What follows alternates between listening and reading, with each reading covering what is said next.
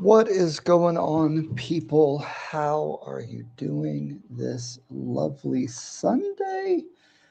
I'm doing quite well. I did absolutely nothing. I was supposed to go to the Kenyan Premier League's big Derby match between Gor Mahia and AFC Leopards, but I got antisocial and I didn't go, and I probably should have went. But see, when Kai's not here, I don't go out and do stuff. Anyway, for anyone that does not know me, my name's Ryan Fagan. I am a real estate broker from the US. We still have the real estate right here. We're based in South Jersey. 13 years of experience in real estate. Um, Overall, as an investor, I've done uh, 8 to 10 flips, some buy and hold, some rental properties. I've worked in a bunch of different industries. I worked as a mortgage loan officer. After the financial crisis and everything, I worked as a property preservation specialist, helping navigating, maintaining, and getting those bank real estate owned properties sold and taken care of. I also worked as a real estate analyst for a commercial appraisal firm in Philadelphia. Very interesting job. And I have been a realtor for a really long time. And I'm in Kenya, Nairobi, doing some investing, and we've launched Almasi Realty, which is our Kenyan real estate company that I'm very excited about. We're still in a soft launch period, but we have been helping lots of clients navigate the real estate market here in Nairobi, Kenya. We actually have a couple land listings that we picked up recently that maybe we should talk about. But we help people buy and sell in Nairobi.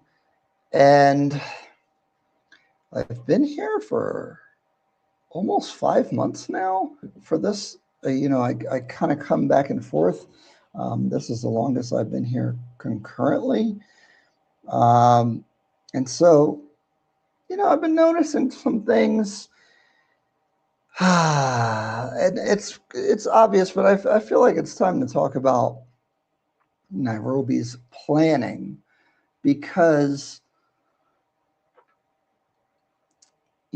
poor planning could derail a lot of the development and influx of capital and investment and all the good things going on here in Nairobi just by not having a good city plan. I think, interestingly, Nairobi very much is compared to Addis Ababa in Ethiopia, which is something that I wanted to talk about because we're seeing a lot of when you guys watch my videos, a big issue that we spend a lot of time on is what can be built around your project because the planning won't protect you from something ridiculous happening next to wherever your real estate is. For example, I should have taken a picture of this. The project Marble West in Westlands is like literally touching another building, and that definitely is not in alignment with the zoning plan that's currently in place. And I'm under the understanding that Nairobi County has been directed by the courts to come up with a new modernized zoning plan by the end of the year. And I've been holding out hope that they're going to come up with a good plan because this poor planning can really derail everything. And it's such a silly reason to destroy value, cause problems, discourage investment, and really take a very beautiful up and coming city and make it kind of crappy, to be honest. Um, Let me share something with you guys to give you some more credentials about um, why I want to talk about this. And you guys know on the internet, you should know who you're listening to and like why you should be listening to them, in my opinion. And so let me bring this up. Back home in New Jersey, I'm actually on the land use and zoning board. So I'm actually, I'm trying to pull up something here. I probably should have. I was editing a video that I was trying to release right before the live, but I wasn't able to complete it. And let's see. So let's share this with you guys. How's everybody doing? Share screen. So just for your information, this is West Hampton Township. This is where I live. I am on the land development and zoning boards. Here I am.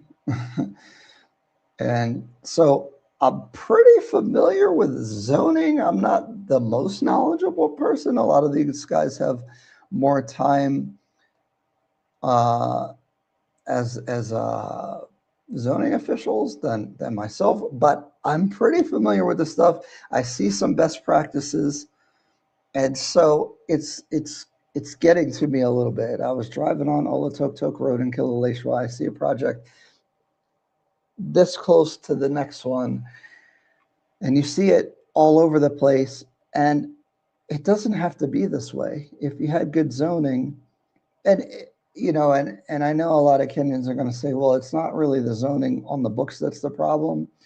It's the enforcement, and people are going to say corruption and all that. And I try not to get into all that because then it leads into politics and such. So I try to stay away from that aspect. But I just wanted to talk about,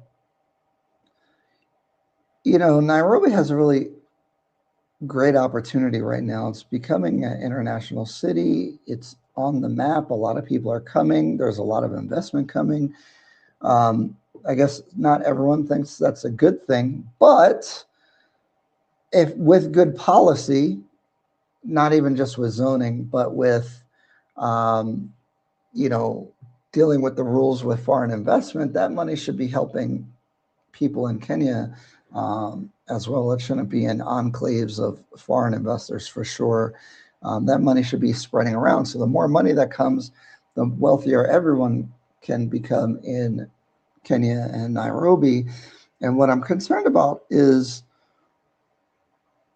just simple poor planning and enforcement. Like if I'm a developer, you could really be discouraged from investing because I'm going to buy some land, I'm going to put up a project, and then someone's going to put one up right next to me that's touching mine. Touching the dang on balconies is crazy. Like literally you'll have a balcony and then the other balcony, right? You could jump across it. That's crazy. That's such poor planning. They need better rules.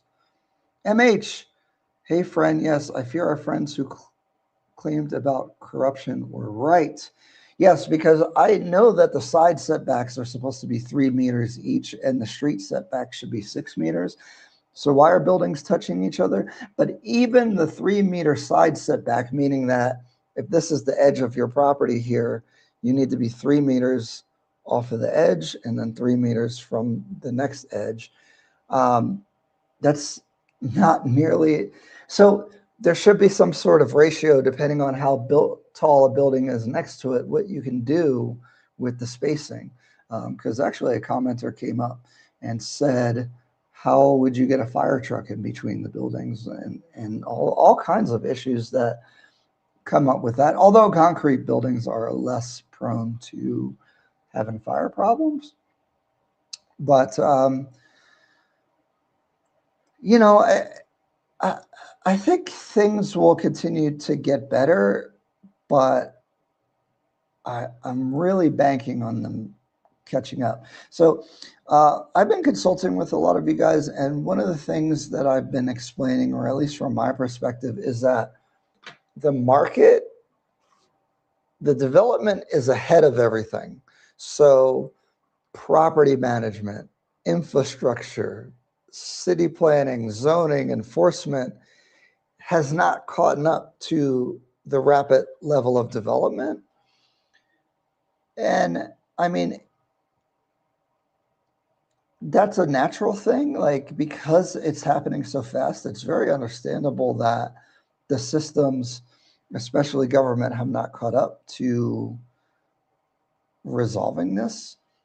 At the same time, though, um, there needs like you need a task force. This issue needs to be seriously addressed, because you mess around and mess up the whole city. It would be terrible. One of the other things that makes Nairobi special, and it's funny because the Chinese recognize this. When I talk to the Chinese developers, they love how green Nairobi is. And that's one thing that I love about Nairobi, is that it's green. And so we don't want a concrete jungle, and some simple zoning requirements could really protect the greenery, requiring a certain amount of green space. Maybe you're not allowed to take so many trees down. If you do take trees down, you need to put them somewhere else on your lot. Second thing is sidewalks and the appearance out front. In the United States, they make you responsible for the sidewalk out front of your property and such. And I think that would be a smart idea in Nairobi, because you wouldn't need taxpayers to pay to fix all the sidewalks and roads, and the government is not really equipped to do all of that. So when people need building approvals, you should mandate that they have to fix the sidewalk, they have to put trees out there. And there's so much development going on that you can get the developers to pay for it. I mean, the developers already, like where I live at, they fixed the road over a couple different times already. And they actually, competing developers, work together sometimes to fix the roads on their own behalf, because it behooves you to have good infrastructure. And it's just like, it's just very frustrating, man, because again, it's such a beautiful city. It's an exciting time. There's a lot of opportunity, but it could be really squandered in the next few years without proper planning. Hey, for MH, what's going on? Andy Warner Travels, how are you? We do love Nairobi. We want the best for Nairobi. Maybe maybe I shouldn't have an opinion about this, but I'm sorry, guys, I do. And it's a concern. And so, like if I consult with someone and they're concerned, like when people have legitimate concerns, I just tell you that it's a legitimate concern. And basically that concept that I'm talking about, where the development is outpacing all the systems behind it, is becoming an issue. And we'll talk about property management as well. I think is something that I really want to, I've been talking a lot about, but it's a theme that's becoming more important looking at these projects, and something that we want to pay more attention to, that I think we haven't been paying enough attention to, honestly. And I'll give you guys some reasons why and my perspective on that. Hey, friend, yes, I fear our friends who claimed about corruption were right. Development needs infrastructure, and usually that needs good governance, because these foreign developers will just build with no regard to the market terms. Yes, because the developer, once they sell the project, the units, some of them just run away and do the next one. And so if these projects are not maintained, the infrastructure is bad, even though they're good projects, they could deteriorate, not become very not desirable, et cetera, et cetera. And I think also the developers will go away, because there'll be no more things left to do, or they'll just go to different areas or different countries, because it's all messed up. Jesse Whitehorn, what's going on? Comparing to major cities in the States, as an example, downtown Chicago buildings are inches apart from each other. Yeah, so you can do that, but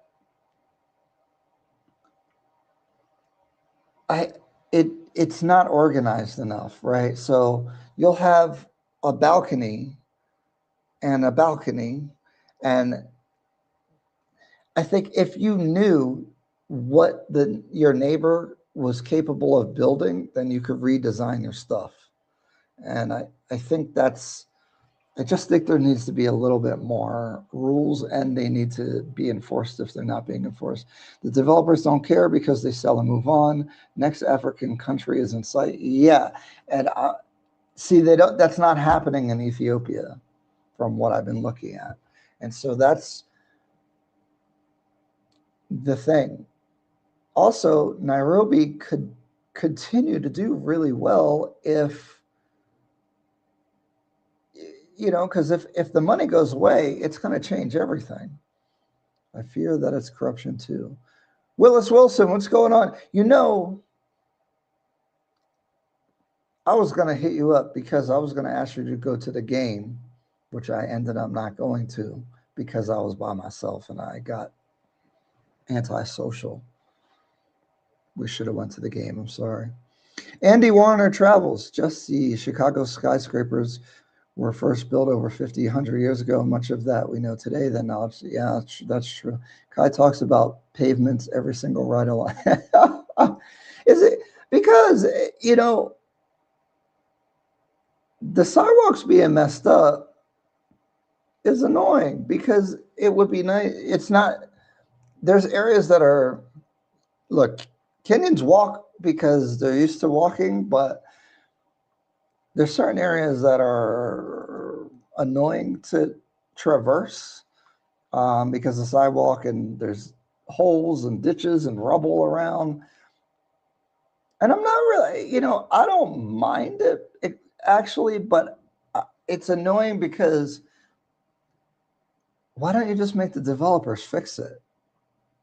Like it's a problem that can be easily fixed. And so why not fix it? Is it the end of the world that the sidewalk's not that great? No, not to me. Just started 17 minutes ago. My building is too closer to the one next to it in Mombasa, but fortunately I am on a higher floor. Yeah.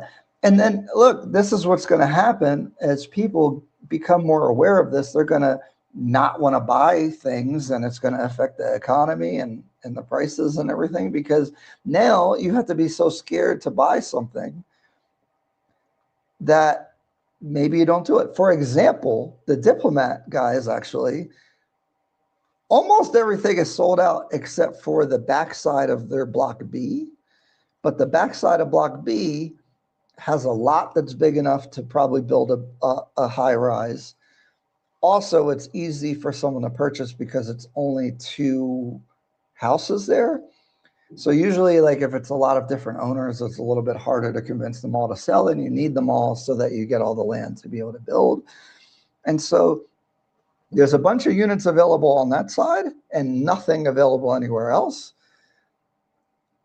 Unless you want to take a big risk, I have not advised anyone to buy on that backside. Now, if you're interested in the Diplomat, still hit me up, because every day we get new availability. Sometimes people stop paying or different things happen. So you can get access. Also, there are 2 bedrooms available with the Karua Forest view, which looks good. And I just bring up the Diplomat because we deal with it quite a bit. And, in my opinion, it's the best investment in Westlands, although the availability is making us have to look elsewhere. Side note, Hefe Palace, which has probably the next best location or equally good location to the Diplomat, has their building materials and they're doing their excavation. And they are a new developer in Kenya from China. When they claim stuff in China, I kind of disregard it because how can I verify that information? So my advisory on Hefe Palace has always been that it's a bit risky because we haven't seen anything from them. From the building materials, the tiles, the vanities. I didn't see the kitchen cabinets, but from the materials I did see, um, it was quite encouraging. So it's kind of bumped up in the ranks, especially because we're kind of looking for the next best project for investments in Westlands. We like Luminara for that, but Hefe Palace, because of the location, if we feel like their quality is going to be good, and we still have to see finishing, so uh, it rose in the tier list in my mind a little bit. I'm more willing to consider it just for you guys that are looking for Westlands investment properties. But we like Diplomat number one, Luminar number two, Hefe Palace is coming up. People ask about Marble West. Um, Marble West should have a show house, but it doesn't have a show house. It also bothers me that it's touching another building. That developer is also doing Mont Bleu. Again, where's the show house? Now, they did do Marina Bay, which Marina Bay, I liked it quite a bit. But I don't know. It's not been on my radar so much because they have not taken the time to do a show house, which kind of bothers me because why? I thought you went back to the States. Not yet. Next month, I've been extending my stay because we are training Almasi Realty. We're not hiring real estate people, so I'm training people from zero to do things the right way, the way that I want them to do it, the way with integrity, transparency, and focusing on educating and guiding clients rather than trying to sell them stuff. Because if you guys want to buy something, our job really is to just give you the options and give you our best advice and inform you, especially if you're not from here, the location dynamics, the developer history, the nuance between different locations. Because I'm in Kilimani, but I'm not in the part of Kilimani where it's all crazy and they're building on top of each other, although there is a project building right next to us. I don't have any traffic on my street, et cetera, et cetera. So, um, people try to Google information and all that stuff, but there's no substitute for being on the ground and looking around. Plus, we've been negotiating some good deals. We have 3% discount if you buy with Almasi at Luminara. We give you a 2% discount for all Wonder properties. So that's Executive Suites on Riverside, the Diplomat in Westlands. They have some new projects coming up in a really good location, but I don't know what the pricing or layouts or anything is. So we'll have to wait and see what's up with that. So those are the two promotions that we have. And yeah, anyway, Jesse Whitehorn, no corruption. It's just the way states does things. Americans don't worry about views as much. If they want views, that's when they pay the $3 million and go up. Yeah, true.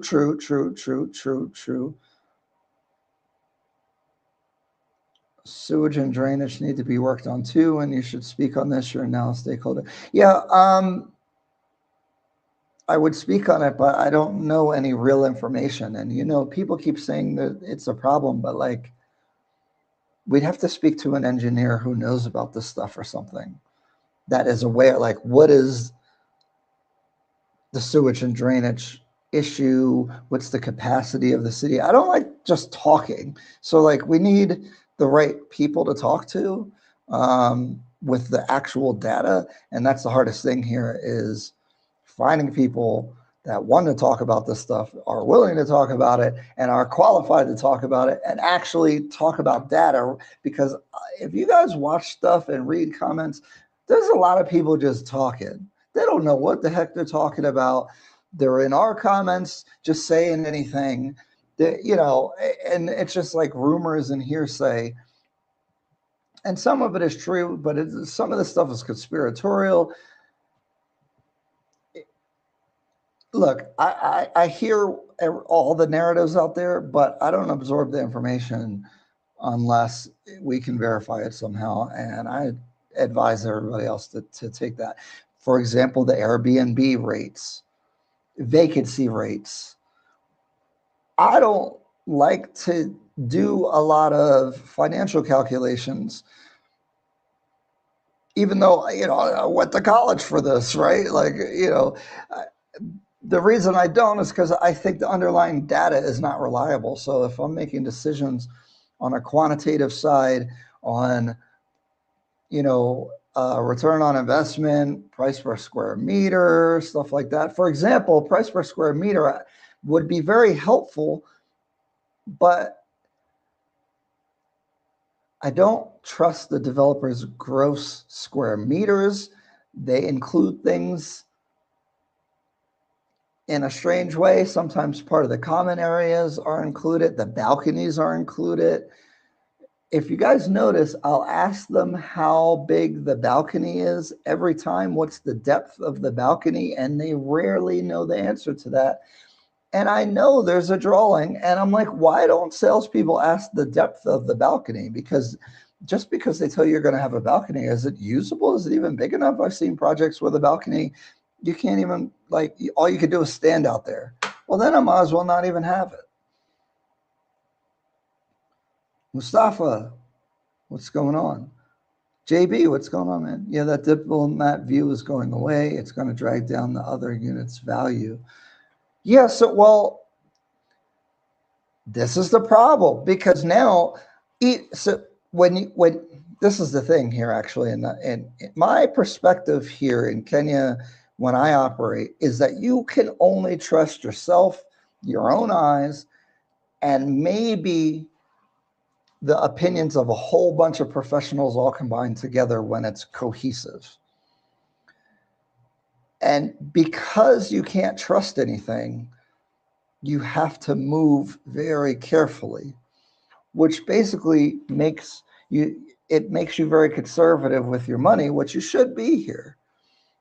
Which again is what we try to help people with, deciphering through all this information. If you had clear rules, for example, I've looked at building some things in the US, or buying a lot, or doing certain things, and you can know what you're able to build. I could basically take a Google Earth image, figure out what space I can use, what space is not allowed, or where I'll have to ask for extra permission or a variance. And then I can know what's happening around my lot. And the level of certainty makes it easier to make a purchase decision or not. And why would anyone take the risk of buying something if they don't even know enough information about it? And then they're going to invest $1 million, $2 million, $10 million, whatever, to develop something when you don't know what's going to happen, or to buy an apartment. I understand people being concerned. Man, I was impressed with the finishing of the Diplomat. They exceeded my expectations. My concern with the Diplomat was always going to be, are they really going to improve from this place, which I stay at, which is the same developer? Because this place is cool, but it's not that nice. The Diplomat, I feel like they nailed it.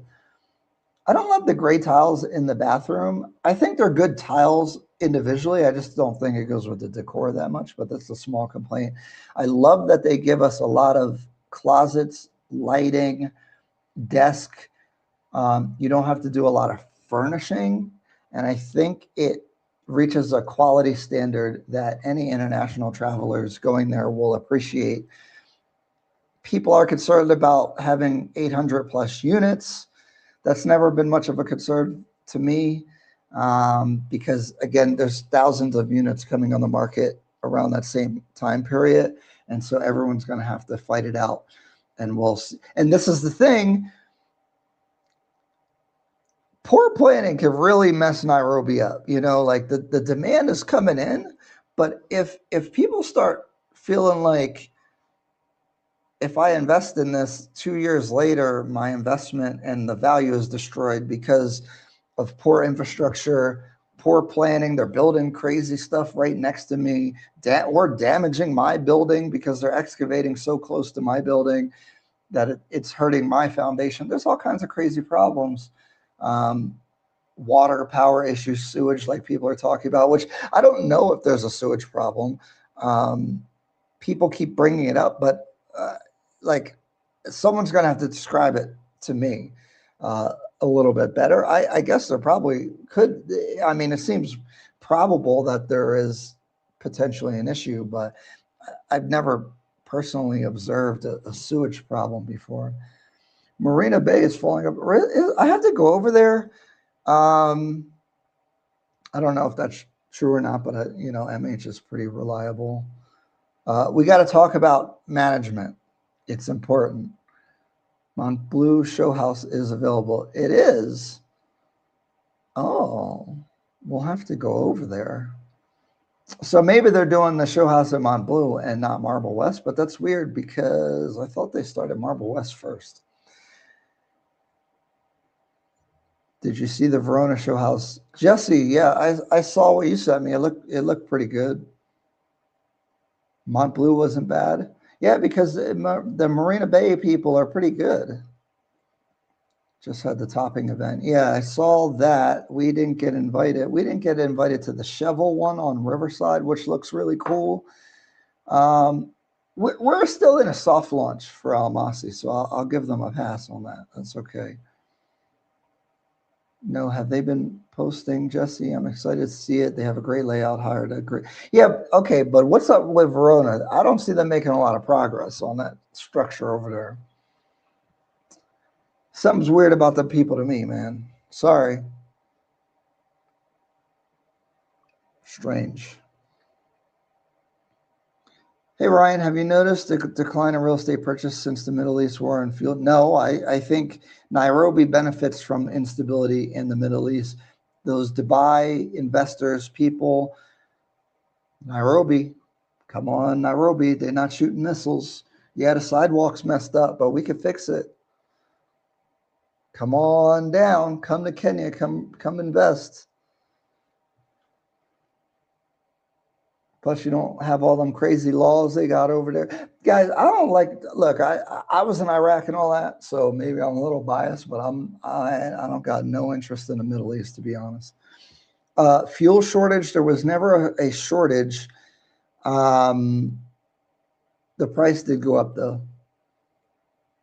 With the collapse of buildings and building extremely close to each other, it may not be a good idea to buy. Renting may be better so you don't lose money. Yeah, it depends.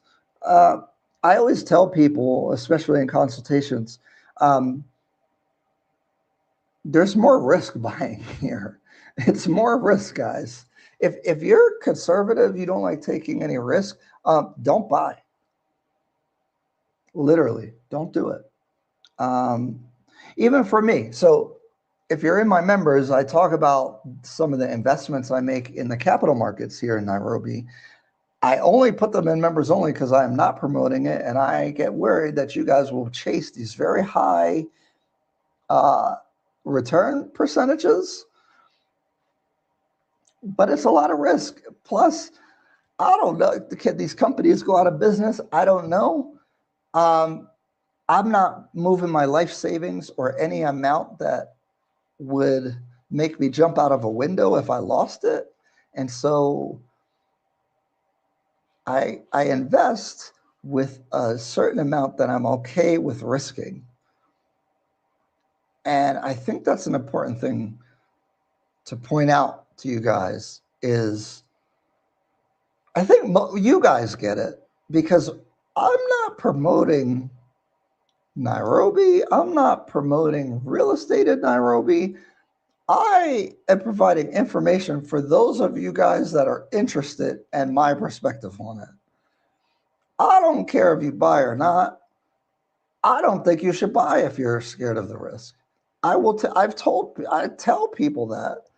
I had a consultation yesterday, and a lot of you guys do this. You guys mentally decide to move to Kenya, and y'all ain't been to Kenya before.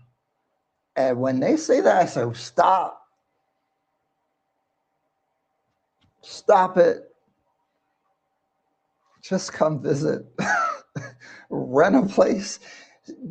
What I would recommend, get an Airbnb at Westlands, get an Airbnb in Kilimani for a little bit, go to the coast, go to a different Airbnb, see what's going on, take the SGR, go to do some normal things that you like to do, go shopping, whatever.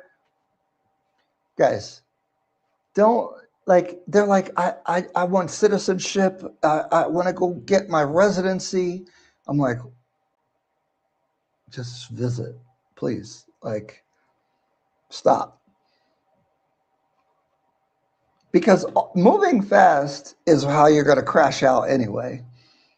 Because you're going to trust the wrong person, something's going to happen, you're rushing, you want to get everything done. This is a place where you need to have the right networks, you need to know the right people, you need to take your time and learn. You know, you might like your apartment, but do you like the area you're in? Just take your time, please. You don't have to spend $4,000 getting your retirement visa. Get the $100 ETA if you're really committed. Get the $250 5-year ETA if you're in the US, where you can keep coming in and out 90 days at a time. Chill. Right? Give me bay windows instead of a pathetic 1 point. Yeah. You know, that's what I like about the Diplomat 2-bedroom. They have bay windows in both bedrooms. That's really nice. And if you buy, it's the B10 and the A9 unit facing Karua Forest. Very nice.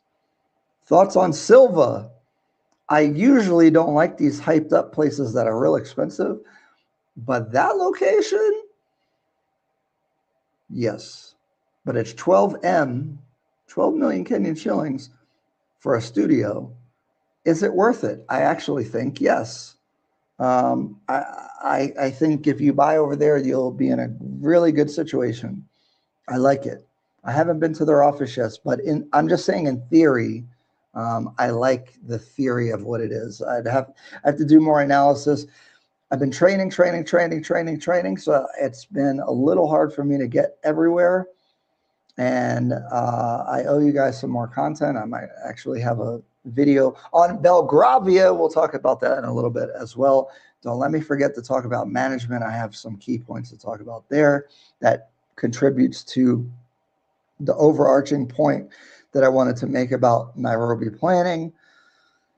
Z, among all the developments you've seen so far in Westlands, which has impressed you the most? I don't know if it impressed me the most, but the Diplomat is the best investment. I'm sorry. Location and the price is unbeatable. Feels like stealing. Impressed the most?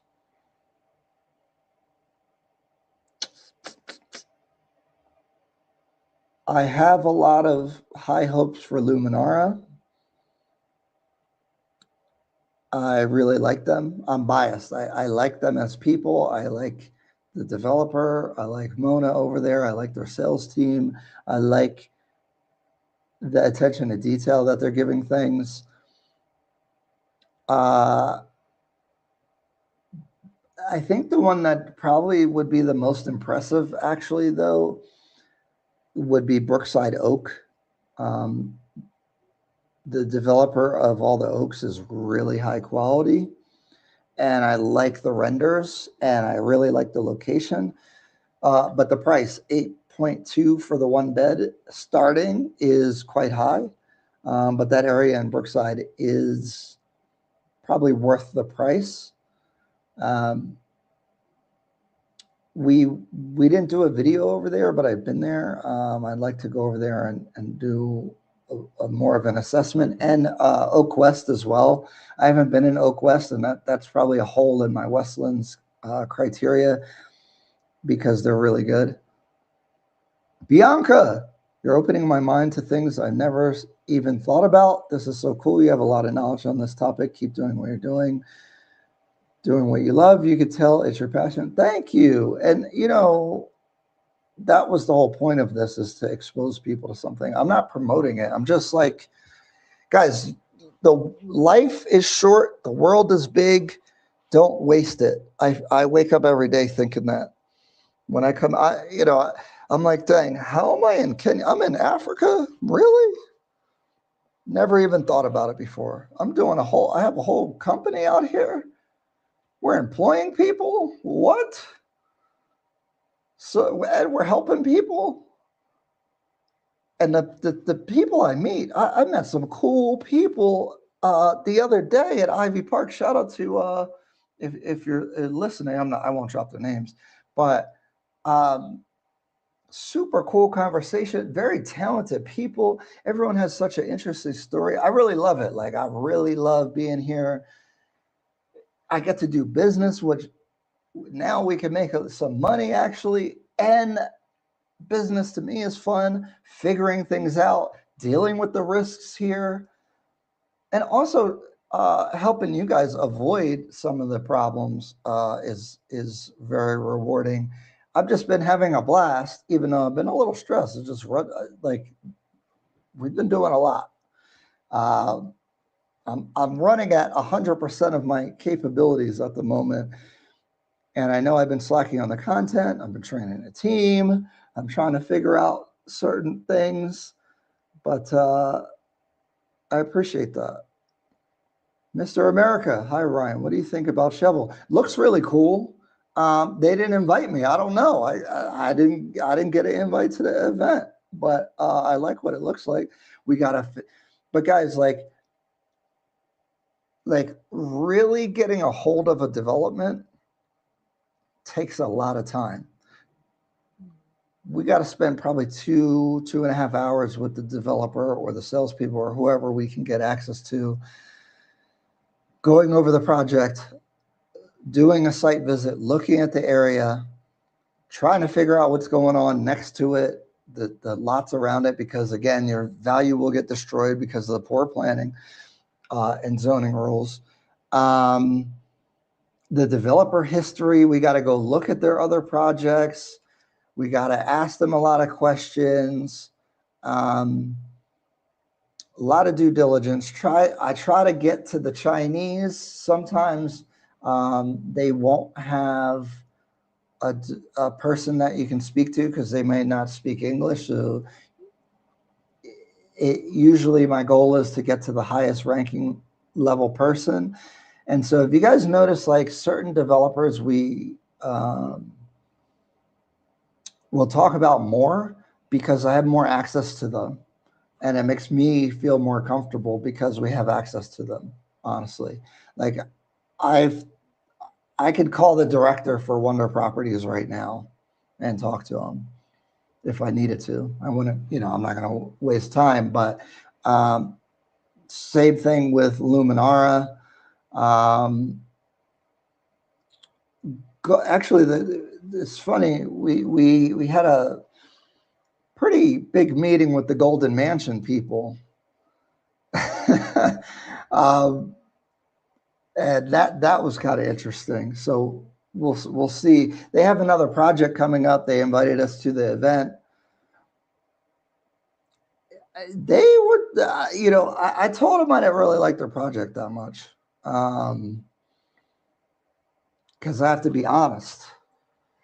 And I add this to the list of things we need to talk about is the integrity, because what I do here on the channel, and now we do have a business where we get commission when people buy property, which is, we have to be really careful about maintaining our integrity, because the whole reason why you guys watch is because you trust the information generally, or at least it's good information. I'm not saying you have to follow it or anything, but people find it valuable. And so we cannot be bought. But for example, the Luminara people, I really like them. I like what they're trying to do. They align a lot with like my philosophy on how to do things. I feel like they actually care about quality, but I'm biased, Good weather makes up for the bad pavement. Exactly, it does. But can we fix the pavement? I would live in Verona if they'd have me. Yeah, I don't think they want everybody. Ain't that crazy? Daniel, have you viewed any developments by Royal Legend in Kilimani? I don't know that. I don't know who they are. Dr. Ako, family doctor. Hey, Ryan, thank you for sharing your experience and connections in Nairobi. We retained your legal partner, FKC Legal, while we were in Westlands for just 8 days. We really appreciate you. Thank you. How was your experience? Because there are a couple people complaining, but I never know because, you know, some people, standards, I don't know. But I think most people have been happy with them. But please give me feedback, especially positive feedback, because I sometimes I only hear like negativity. You know, people are more likely to leave a negative review than a positive one. If they're happy, then they don't say anything. But from my own information, if you have a good experience, please let me know as well. Because again, I kind of on referrals, I'm putting my name and reputation a little bit on the line, and so I don't want them. I don't want to be looking bad sometimes. So sometimes when people complain, I'm like, then I'm trying to figure out whose fault it is. Is it reasonable? I don't know. See, that's the inside information, guys. I'm trying to navigate this whole world and do the right thing, but also do good business. So it's a little interesting to balance everything. Ryan's right. If you're having doubts, then maybe investing in Nairobi and Kenya is not for you. No one should convince you to buy. Yeah. I would feel bad if I encouraged someone to buy and then something goes wrong. I think they need to fully know the risks. And we try our best to give the risks and and also the options, this project versus that project, the pros and the cons, and let you make a decision on whatever you want to do. No accountability, no enforcement. Yeah. And I see people complain about the governor. I think that's the oldest trick in the book where it becomes personalized in politics, where it's like, it's all this person's fault. And then they get rid of that person, they give you a new person, and then everyone calms down for a while, and then you have the same problems. And then they're like, it's this guy's fault.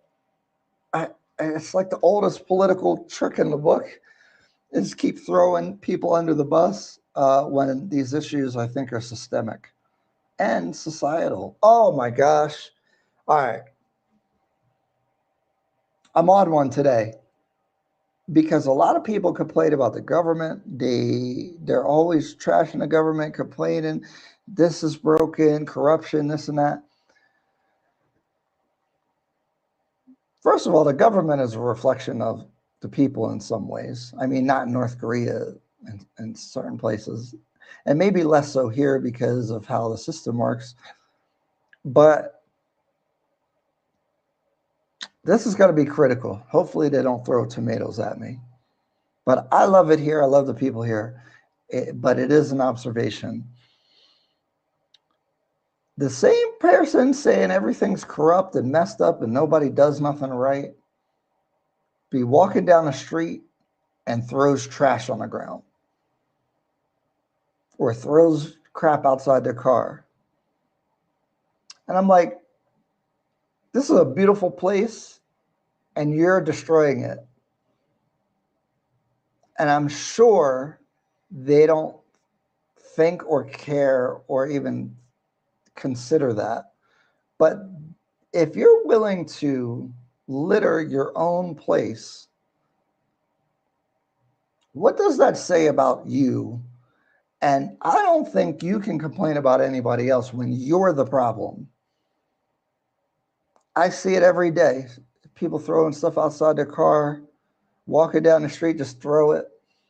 And Nairobi County paid a bunch of money to put these fancy trash cans all over the place, which is kind of funny because why did y'all pay all this money to put all these trash cans and the trash can't be sideways because the road is messed or the sidewalk or the dirt that it's on is messed up. But there's a lot of people that just blame the government and corruption for everything. And I find that's an African thing. Meanwhile, you try to hire somebody to do something and they don't do a good job and they don't care. And I'm like, okay, so you're complaining about the government, but when I hired you to come fix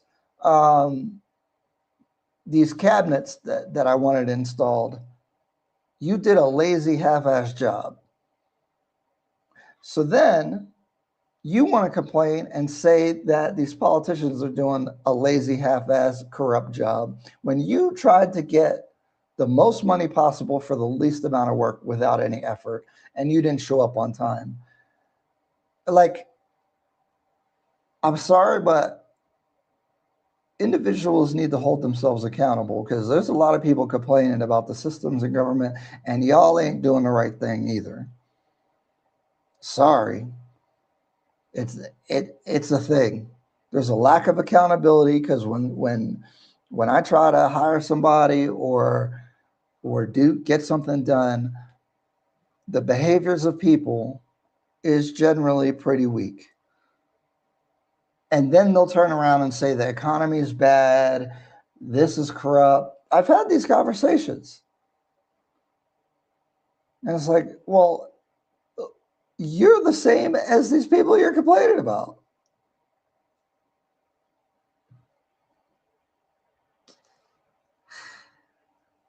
Clip that one.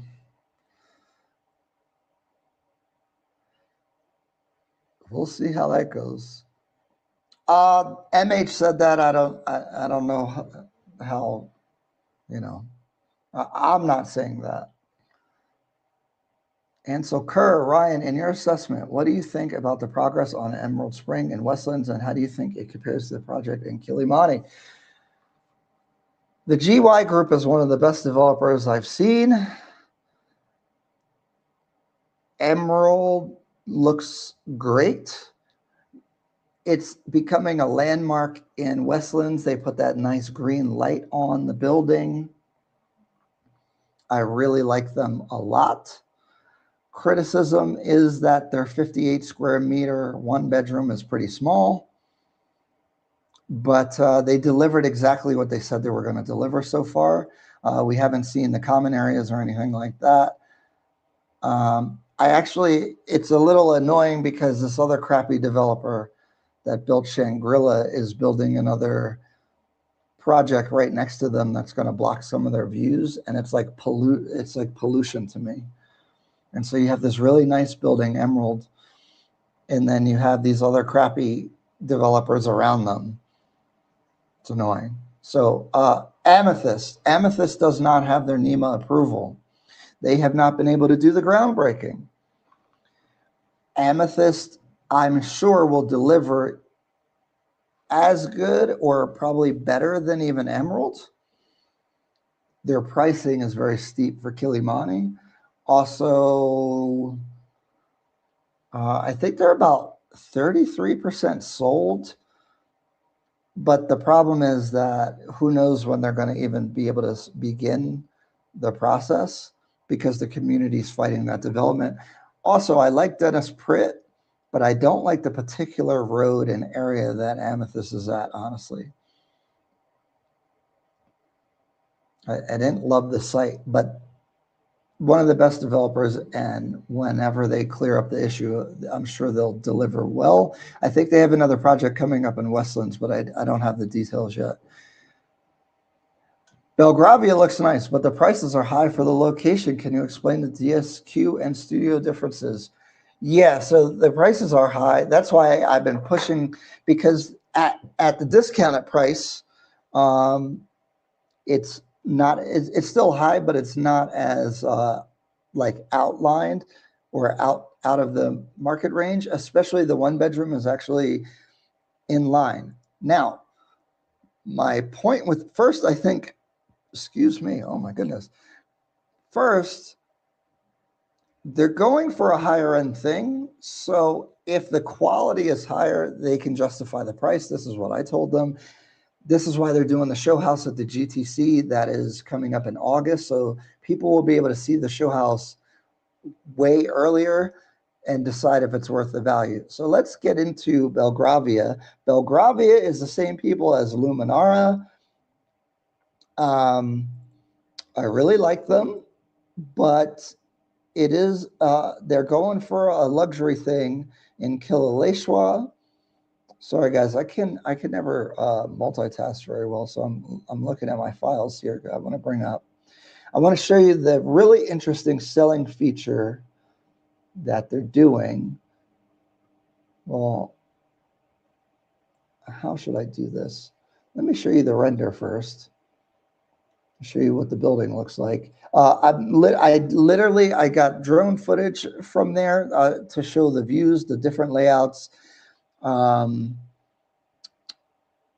We did the site visit video. Hey, stop that. I did the site visit video that's going to be coming out to members only, and then, in the next couple of weeks to the public. Okay, let me hit the share button.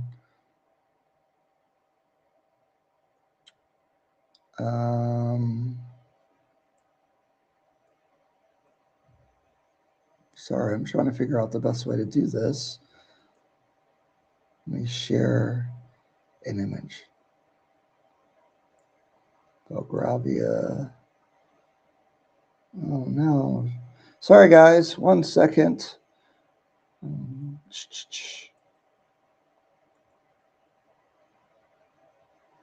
Why did that not work? Oh, here we go. Is this working? Okay, so here's the building. Obviously, that's not what's around it. Let me take this down. And let me add the PDF. Oh my goodness, there's so many buttons I have to press.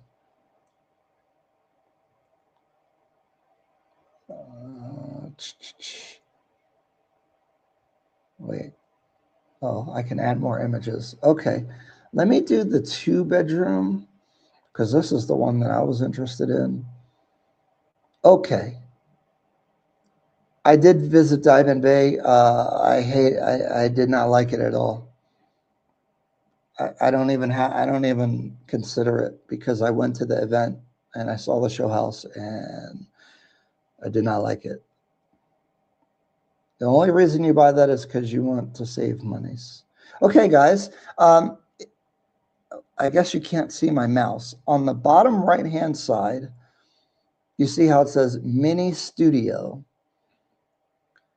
That is the DSQ for this. Certain units have a Mini Studio that's bigger than a normal DSQ. It also has a kitchen. So at the bottom right side, it actually has the sink, the stove, and I think you should have space for a refrigerator. Obviously, you can only put a small bed, but then it has a bathroom, and the balcony is 2.2 meters, which is full size for these units. So it's getting natural light. I think it's very interesting. And you could probably rent that out for maybe 20,000 Kenyan shillings if you're going to rent it to somebody. I think it's cool. Like, if, Americans, we don't really have the house help thing. So that's a little bit different for us. But even like I think like my brother, if he came, maybe he gets his own space because we don't always super get along super much. So like you could go over there.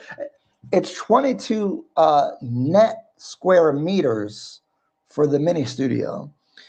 That's a New York small apartment size. So it could be a revenue source.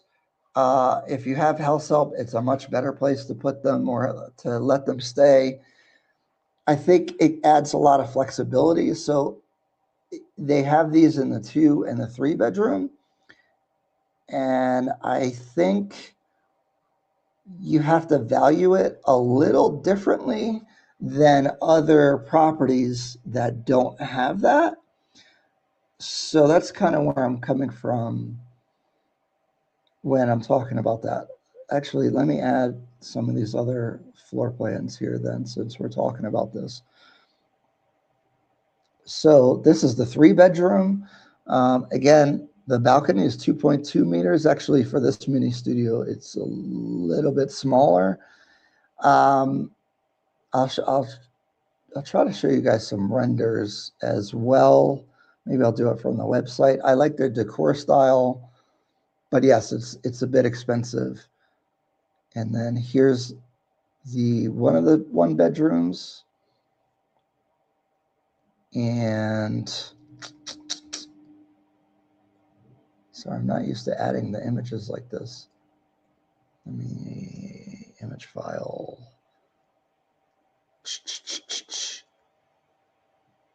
Is this the other 1-bedroom? And then here's the other 1-bedroom. So it has 1, 2, and 3 bedrooms. It only has 214 total units in it. It's going to have like a courtyard with a waterfall that's like 2 stories, and it has like basically the whole lobby area is open, and they have gardens and stuff, which is going to be, I think, really cool. There's no render about it yet. Then there's going to be a mezzanine or first floor level indoor outdoor restaurant. There's going to be a whole bunch of amenities on the roof, cafe, co-working space. Definitely on the higher end. So the quality is going to have to deliver for sure.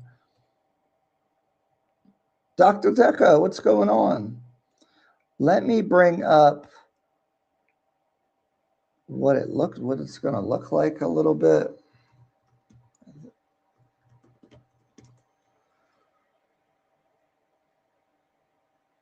Also, right now, so if you do just a normal 20% deposit, they're giving you the 50% price. So it's quite discounted. Let me share this. Okay, so here's some of the other pictures.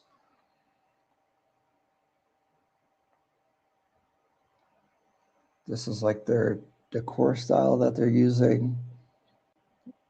See, like the reason why it's a bit more expensive is if you look at the top, you have the wood soffit up here.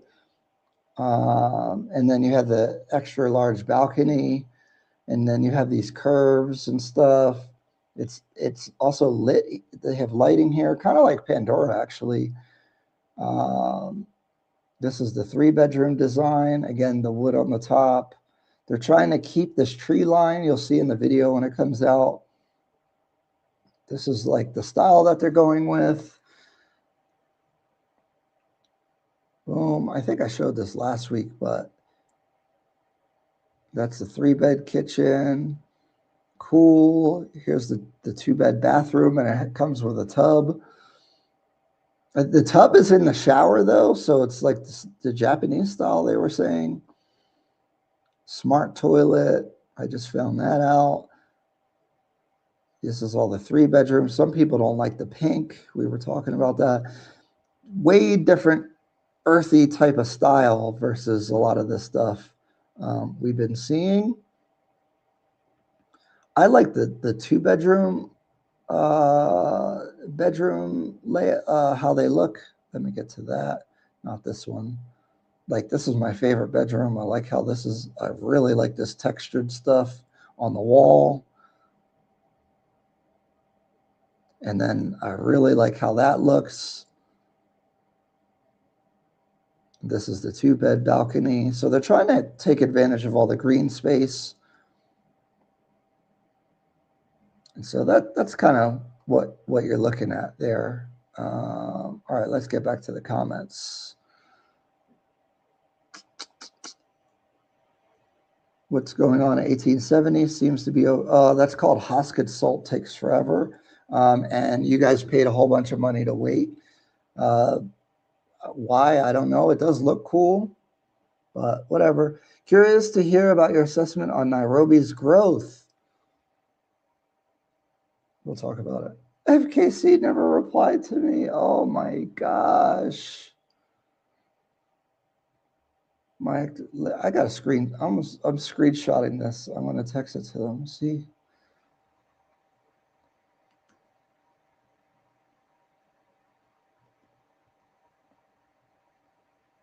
Hold on. I'm literally sending this to them.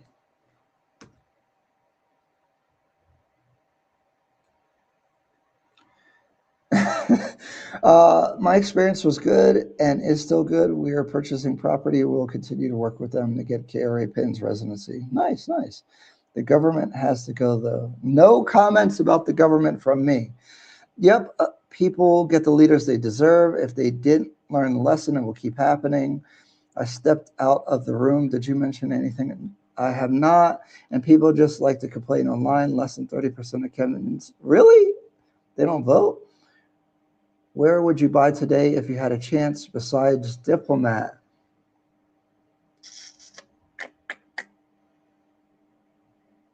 The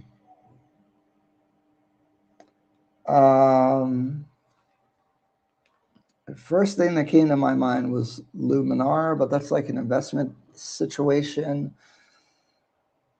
I was going to say Belgravia. I'm excited about that. I like the mini studio concept and the higher end feel. And Kilauea, but it is expensive. We've been thinking about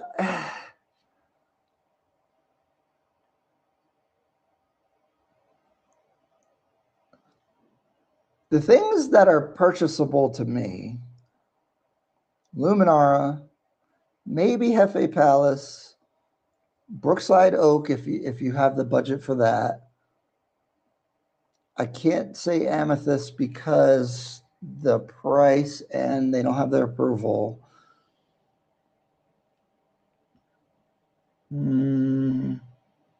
Berkeley Homes if you're looking for something cheap. We were in Siokimau. They have guys, and if you're gonna buy stuff, contact us. What the heck? In Siokimau, there's a developer that has a studio for 2.9 million near the national park. It doesn't face the national park. I was thinking about buying it just for the heck of it. I don't know how a studio is going to do in Siokimau. It's very intriguing over there. Like if you want bigger space, you could get a 3-bedroom from 8 to 10 million Kenyan shillings, under 100,000 USD. I think it's very good for some people. That's Mango Tree. I like them. We were trying to add more to our knowledge base in Siokimau, but I feel like Mango Tree is the best.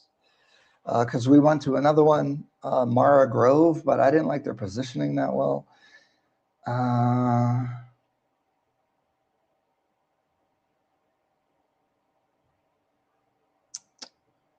That's really it, I think. Belgravia. That's nothing else really excites me too much. I don't know. Yeah, the Diplomat was just everything, and so now, aside from that, it's a little tough. If you're an investor, I'd probably say Luminar or Hefe Palace. I would skip. Maybe I got to go look at my Blue show house, but in my mind right now, I skip Mont Blue, I skip Marble West, I go straight to Luminar after Diplomat, and then I'd consider Hefe Palace. But it's hard to pay Hefe Palace's price when the Diplomat was cheaper. That's the only thing about that for me. Mont Blue has a 1-bedroom and a 2-bedroom show house. The show house. Oh, okay. We got to check that out. Have you visited Diamond Bay? Oh, yeah, we talked about it. Did these developments consider extractors in the bathrooms? Yeah, they have them if they don't have a window generally. It's very narrow, very different from what's on the market studio-wise. I forget how many meters it is wide. Mona told me. Yeah, it's not a full-size 40 square meter studio. It's half the size of a normal studio. But I think it has a lot of utility. Other places are doing no, but the mini studio comes with the unit. A 40 square meter studio is going to cost you $5 million at Diplomat. At Berkeley Homes, it's in the 4.8 type range, right? So you're getting basically what, a 22 square meter studio attached to your 128 square meter 2-bedroom at Belgravia. And the studio has, well, yeah, I mean, when you're comparing it to the 40 square meter, they both have kitchens and stuff. So the 2-bedroom, you're kind of getting a 3rd bedroom, is kind of how to think about it.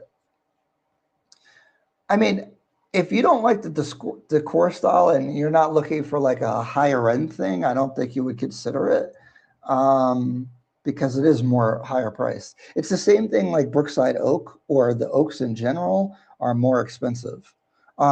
Actually, we have to tour Oak West. We have to tour Luna Oak. And I want to do videos for Brookside Oak as well, probably all the oaks, because that's probably a gap in our information right now, but it's on our list. I'm trying to get to it. We've had a lot of clients coming in, and I'm doing all the showings with the team so that they can learn. So it's very time consuming. So we're trying to get to everything. I'm trying to see the value. I don't see the images. What happened? Oh, did I not show it? Oh no, I didn't do it right. Oh no. Hold on. Can you see now? It's kind of small though.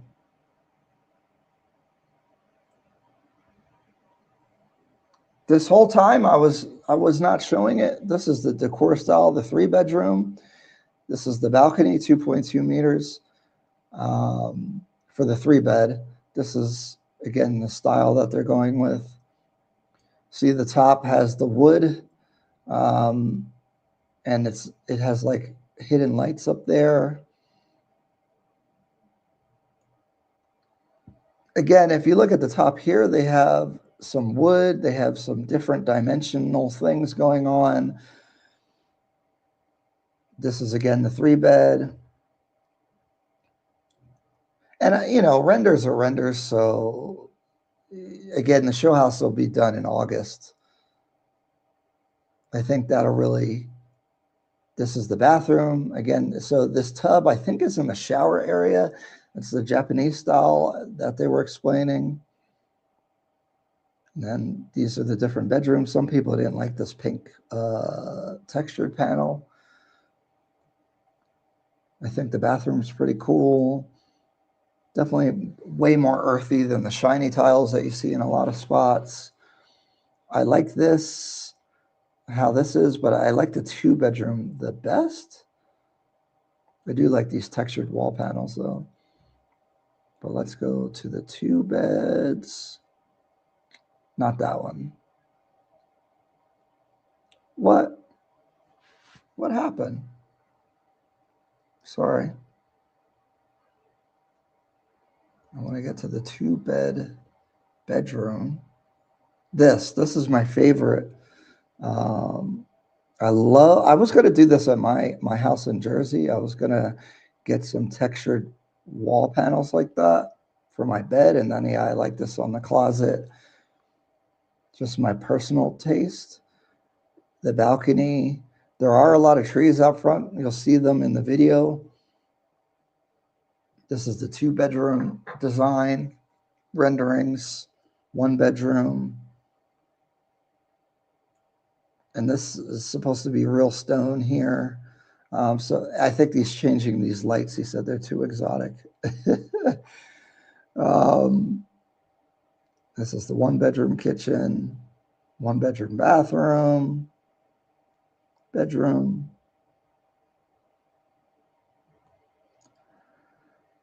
That's the living room for the 1-bedroom. So yes, that's what. There you go. Sorry, guys. Please share your screen again. Sorry.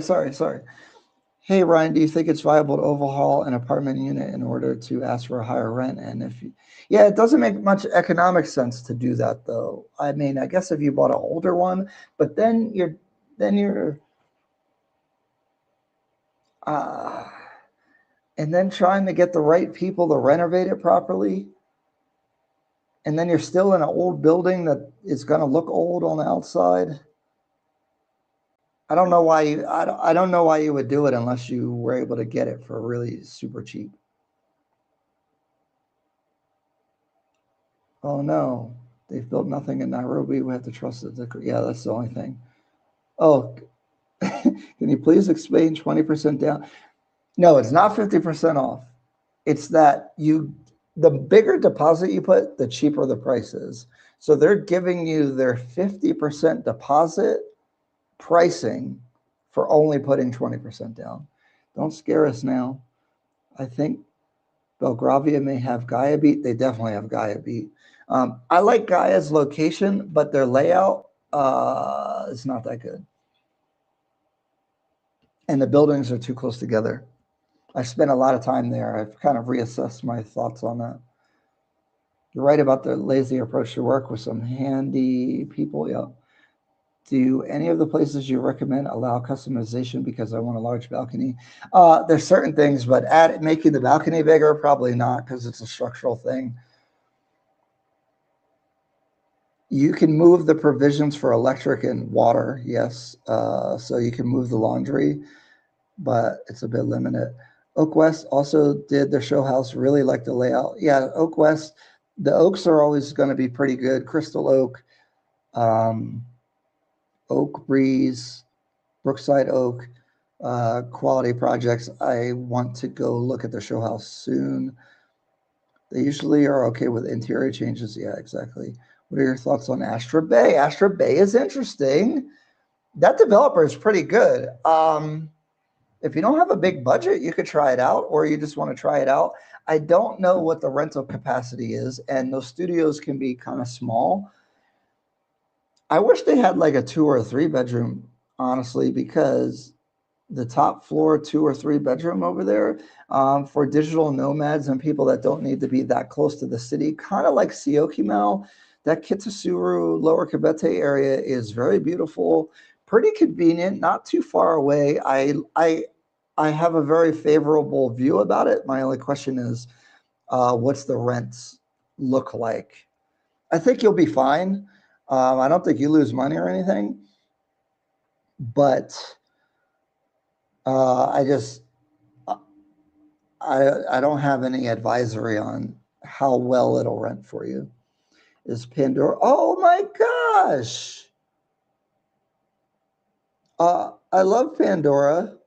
The 3 bed is at 24 million. The 2 beds are all sold out. So we don't. I don't talk about the bigger family size places. But yeah, I love Pandora. The quality's good. The concept's good. They're good people over there. They do good business. Um, the show house looks good. For a 3 bedroom, if you're in the market, everyone should look at Pandora if you're in the market for a 3 bedroom. It's Pandora, Gaia, Beacon, Luna Oak. Luck and Ivy has some 3 bedrooms. I don't know if you guys want to stay over there for 3 beds, though. There's a couple others that I'm not thinking about. But then it's interesting because then think about Mango Tree and Siokimau. You save a lot of money over there, but now you're further away. The other studios I'm talking about come with the 2 bed and are starting from 15. Wait, what? Oh, look, here's Franklin. Maybe you didn't get the email. Shay, what's going on, man? How are you? Oak management usually try and squeeze out agents who wanted me to buy without an agent. Probably why we haven't covered much from them, because I've tried to get in contact with them a couple times. They haven't been so eager. What is your preference between open plan and I like open plan. Kenyans like closed kitchen. I'm not comfortable with the house help thing. I think if you had house help, you would want a closed kitchen because then they could be in there cooking and you're not getting the smells and all that stuff or whatever. But I just don't live that lifestyle. So what's included? Renders can look nice. Then they pay almost everything. Yeah. I think that's still in conversation with Belgravia if you get those wall panels and stuff. When it comes to AB 1000 units is so much for me. What? Oh. Yeah, but Astor Bay is more of like a working class situation and students and stuff.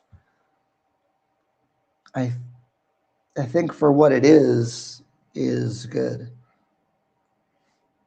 Especially when if they get the right stores at the bottom, if they get a Nivus down there, it's going to be really good. J Blue, what's going on?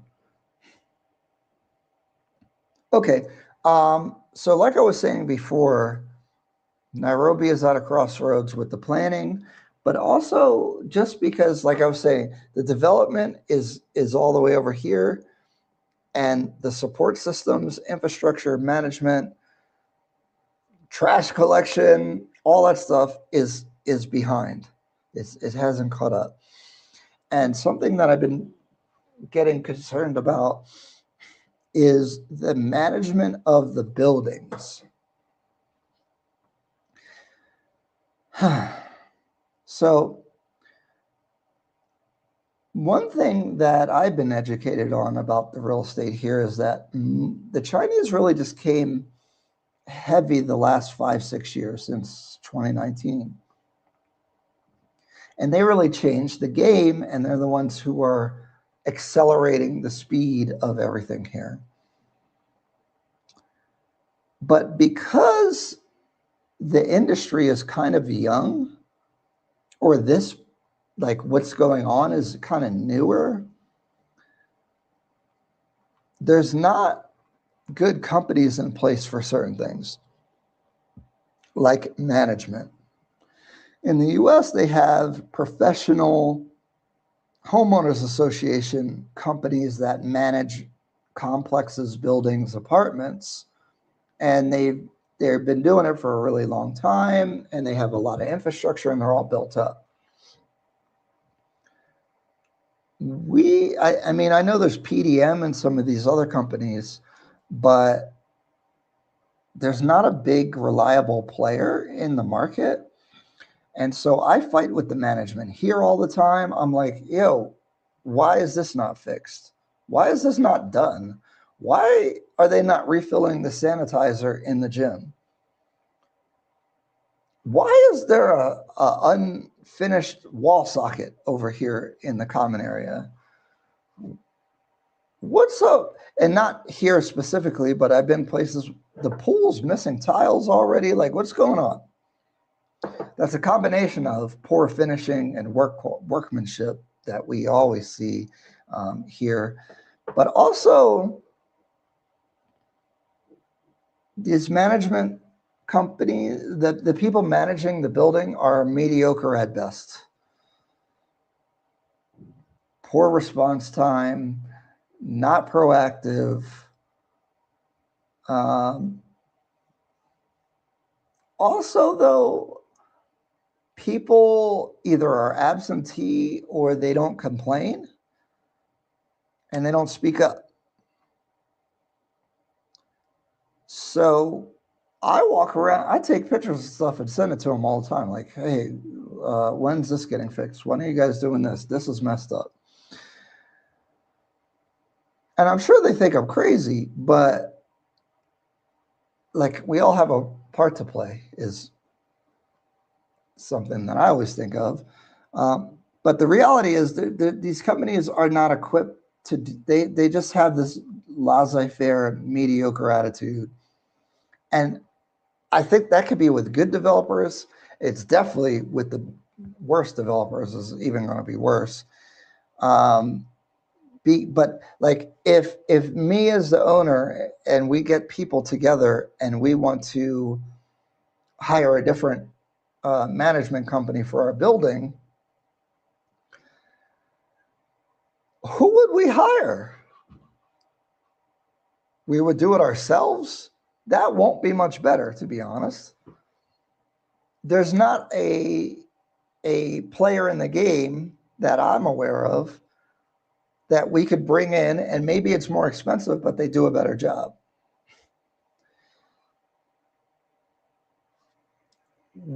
If they keep playing around in the next 2 years, I'll end up doing it, just like the real estate, right? I tried to work with the local market here. I tried to, I tried to give them business. Then I was like, wow, this is a lot of business. Let's do some referrals. They done took the money and ran. Wow. Okay, great. Okay, well, shame on me. You know, I'll do it myself. So now we have Almasi Realty. We're training. Now we're going to compete with them. And obviously, I mean, it's not hard to beat them because they're not that good. Are we going to have to do that with management next?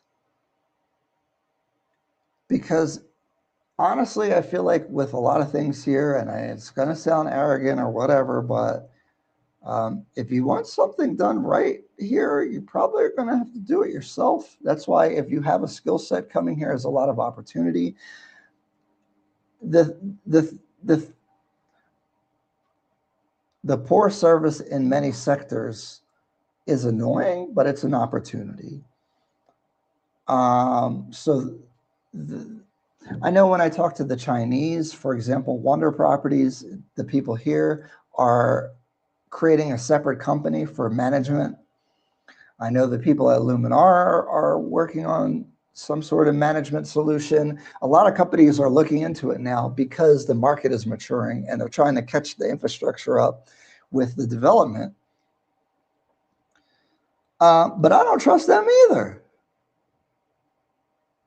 So because we have a lot of people buying and every person asks, what do they do for management? And I don't have a good answer for them. For Airbnb or just managing their unit. But what I'm also talking about is the HOA, homeowners association, or the company that's going to manage the building, fixing the elevators, the pool, the gym, all that stuff. Big problem. And none of the developers have really a good answer for this.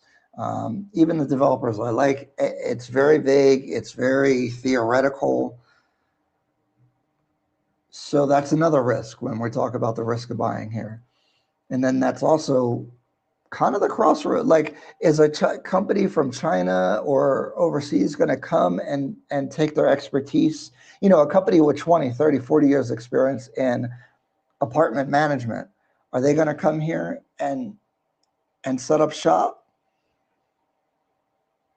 And it sucks that we have to even talk like this, because why is there not a local company that does it? But I don't have a lot of faith in the local companies, to be honest. That's where you get the mediocre attitudes a lot of time. Not that it's everybody,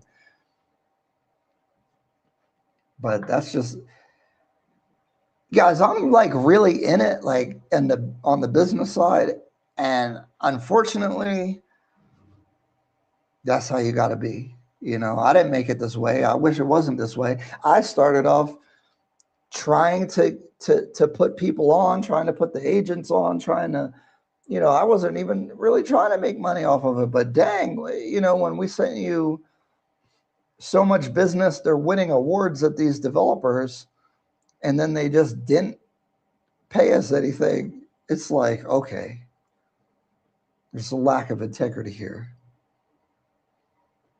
So we'll do it ourselves. And our agents our commission plan is really good. So I can't wait for things that keep moving. And don't want to pay to put the systems in place. Yeah, why does the security guard use a piece of paper, sign-in sheet? Like, what good is that? Like, what are y'all doing? I don't even write my real name. I just scribble some stuff. What kind of security is this? What if something happens? Sounds like you have another business idea. There's plenty of ideas. It's just execution. I can only do so much. There was one local company on Boris podcast. They said a lot of people don't want to pay for the service. Are they good? Kenyans don't want to pay for nothing. They'd rather just they'd rather let the property get all messed up than to pay somebody. But a lot of our buyers would pay if the service is good. There's nothing wrong with that. That's how great businesses were created in America. True. Hi, Ryan. I'm loving the drive video. Yo, I'm so surprised you guys like the drive videos, but I appreciate it. That's crazy. We'll have to do some more. Until it's done, people will continue with mediocrity. Hey, Ryan. Happy Sunday. Allison from Tulsa, Oklahoma. What's going on? Thank you for all the very helpful info. And you are really in it. We appreciate you trying to make things better. Thank you.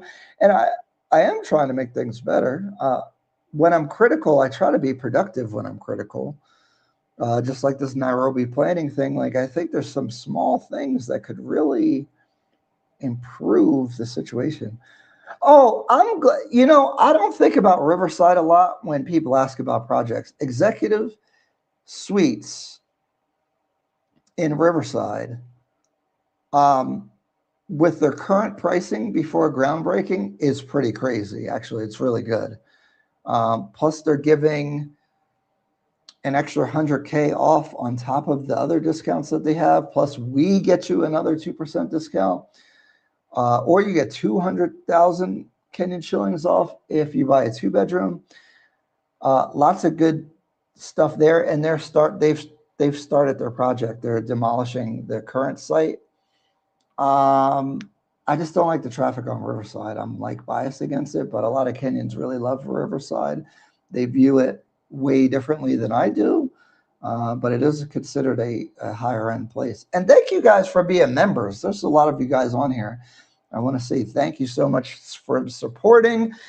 I know I owe you guys a bunch of should you buy videos for Diplomat Gaia, executive suites. I got my quarterly report from my wealth management firm, the capital markets that I invest in here. I'm going to share those numbers. The return was crazy.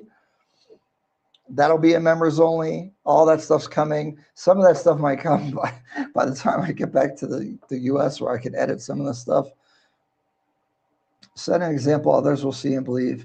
Yeah, we're starting with the real estate sales because that's my level. That's my expertise. We do property management in the US. One thing at a time, man. If other people have experience with this, come set up shop. You can have a monopoly because, guys, there's no competition here, to be honest. The way people do stuff is just, and I was in a particular developer's office, okay? And I was kind of talking about management being mediocre. And they're like, well, it's a third world country. Okay, first of all of you are sitting in front of computers and you have 2 phones. You have an iPhone and you have a newer iPhone, and you have a Galaxy phone or S something. What the heck does it being a third world country have to do with, why don't you have reminders set on your freaking computer? Why don't you have a trouble ticket? You have access to software too. You have a computer. The excuses. I'm sorry. Y'all be making some weak ass excuses. Oh, it's corruption. Oh, the government. What are you doing? Why are you writing a receipt on a piece of paper when the money comes in, and sending me a cell phone picture of my receipt when I make a payment? You're literally sitting in front of a computer.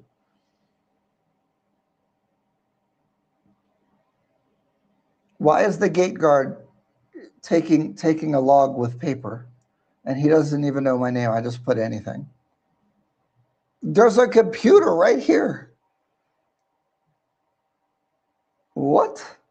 Why? Where? Quanini. Why? What's going on? I don't understand it. Mediocrity.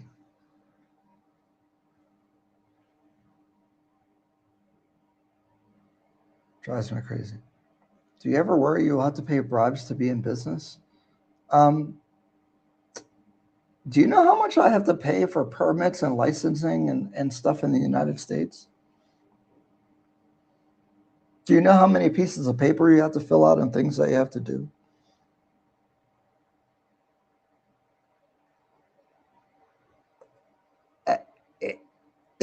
You're paying anyway.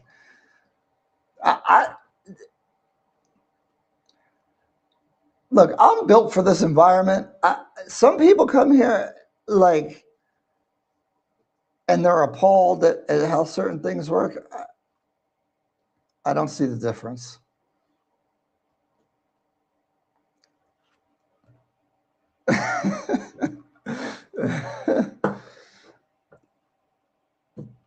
Oh my God, I had to pay someone at the KRA to process my paperwork. Well, what's the application fee? I bet you the police. You get pulled over, the ticket's $150 in the US. What happens when the police stop you in Kenya? They act like the internet is just for email and social.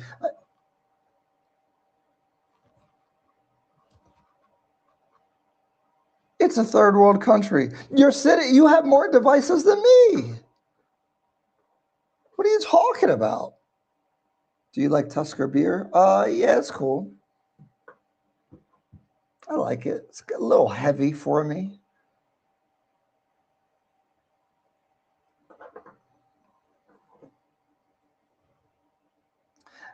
I think Nairobi, if they don't get their planning together, could destroy so much value and make all this investment go away.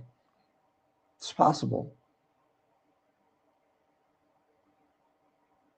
But for all the people hating and complaining about stuff, the main road in Kilimani, Arguings Kodek, they redid the whole road. It's much better. There used to be a pothole at Galana and Lenana Road that was massive, and I would go by it every day. They fixed it. There's a big pothole. What road? Oleadume Road, I think, maybe. They just filled it in yesterday. They're building a flyover on Gong Road. Gong. Is that better? Kenyatta Avenue, same thing. Talanta Stadium. SGR, Syokimau to Kisumu. Should it be a faster train? Yes, it should. Things are happening. Development is happening. Things are getting better. Waiyaki Way, they cleaned up a lot of the middle. Mombasa Road, they cleaned up a lot of the middle where it was junky. They put vines and stuff on it. It looks better. They've put trash cans around. Yes, the sidewalk's still messed up, so these nice trash cans just being isolated in random spots is kind of interesting.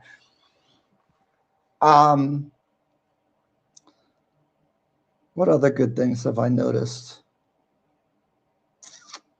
Gong Road again, much improved in aesthetic, especially in the median in the middle. Looks much nicer, looks better.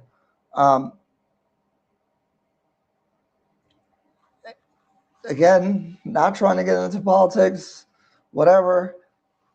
They are doing stuff. Is the price inflated? I don't know. I'm seeing improvements. I'm still optimistic about the zoning and planning. I think they will come up with a better zoning plan. I just hope that it's not too late, and then I hope the enforcement they take more seriously. Because guys, like the building touching each other is a evidence of violating the zoning in the first place. Because there's you could clearly measure what the distance is supposed to be. And I get they're paying for special approvals or something, whatever. Um, you can't hide some of these things. Like it's clearly obvious this is messed up.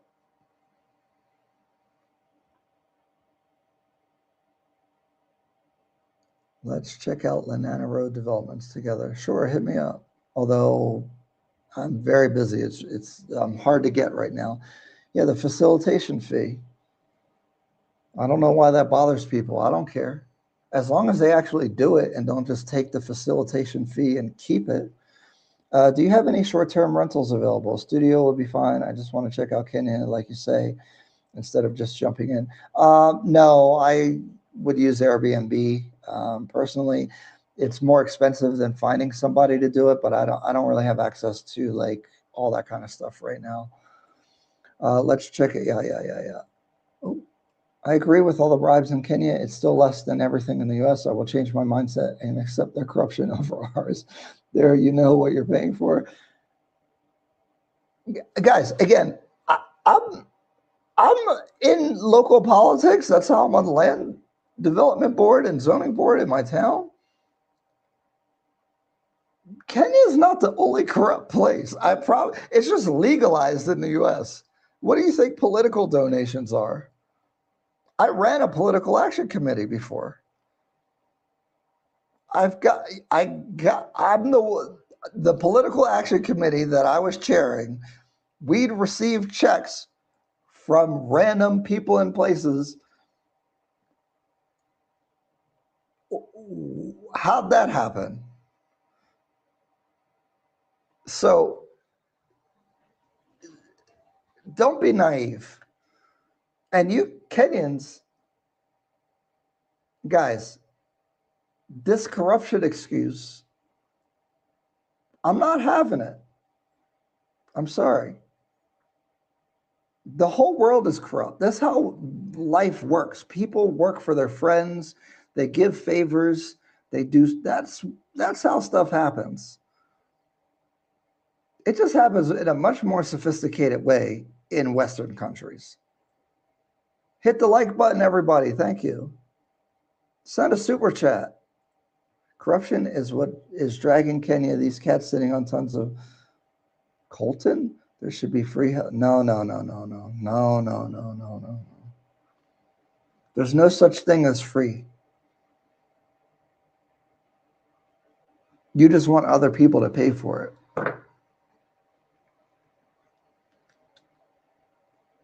I grew up in Westlands and Brookside. Used to just be single homes on half an acre. It was quiet and safe for kids. Now, will the sewers see people ask that, but like, I don't know. What's the statistics on the sewer system? You're doing a great job. Thank you. Would you consider having a city official, someone involved with the city project, zoning road, interview them for this channel? Yeah, I would love to. I would love to hear about, yeah, but this is Kenya. Those guys don't like talking, and it's not really my place to be getting too involved with. I don't want to, like, the problem is zoning and policy and rules is attached to politics, but it's not my place to really get like in the politics. I could talk about some of the best practices. Like I was saying, developers should be the ones responsible for fixing the roads and doing stuff. Easy fix. You'd have beautiful roads easily. It's not a big expense for them to fix the property outside. They could probably even add streetlights. They could do stuff. You can make them do it. All you need is the will and planning to get it done. But yeah, I don't want to, I'm careful with that. Just respectfully, how are you? I can't come to some other country and just be like getting all involved in all that stuff, Kenyan bribery is affordable. Western bureaucracy, not so much. Exactly. It's actually gives you have more opportunity.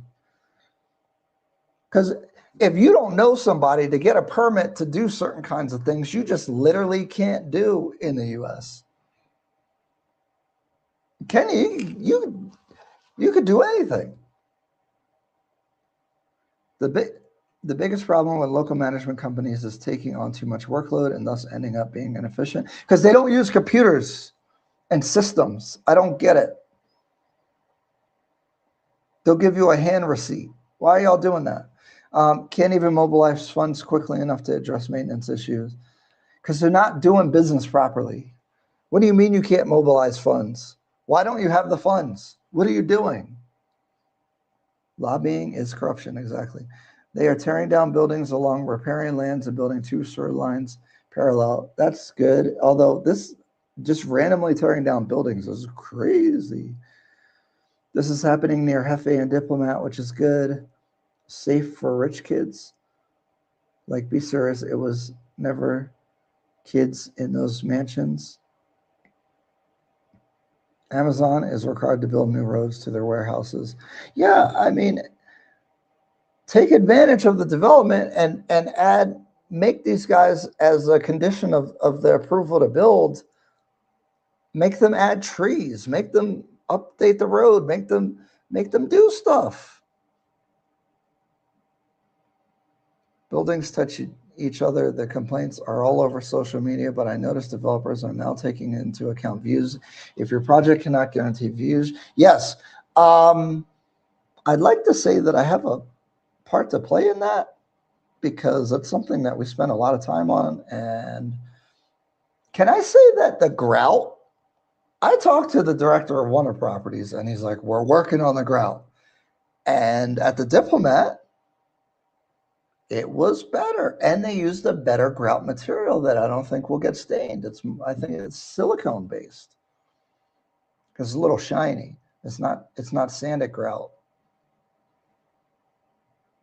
So let's not be too cynical and negative. We have to be balanced. We don't want to be overly optimistic, but we also don't want to be jaded, cynical, and negative. And being balanced, especially on the internet, is hard. But it's actually a commitment that I try to make is to be a normal person and don't go for, because if I start talking crazy, I'm sure we'll go viral on Nairobi Gossip Club and all this stuff, and we'll get way more views, but no. Same thing with the business integrity. There's a lot of money with these developers, and some of them are seeing the value of what we're doing. We're maintaining the integrity of what we're doing. But I'll tell you, there's a lot of money floating around. uh, and if I could get it ethically, I will. That's why, so for example, instead of them paying us, I've been asking for these discount codes for purchases because then that works for everybody. And we get credit for the purchases, which we were not getting credit for before, and people were taking advantage of us. And now we have a little bit more control. That has been my solution. American president just, no, that's all. I don't get how y'all say that's fake.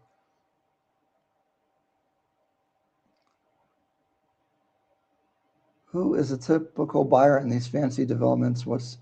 Um, they're doing installment payments generally. So you pay 20% deposit and then you pay over the 2-3 years or however long the project's going to be done. I've consulted with people from Romania, Estonia, Sweden, the UK, Nigeria, Cote d'Ivoire, other West African countries, the United States, Canada, somebody from Peru, somebody from, I don't even know where this place is, Comoros,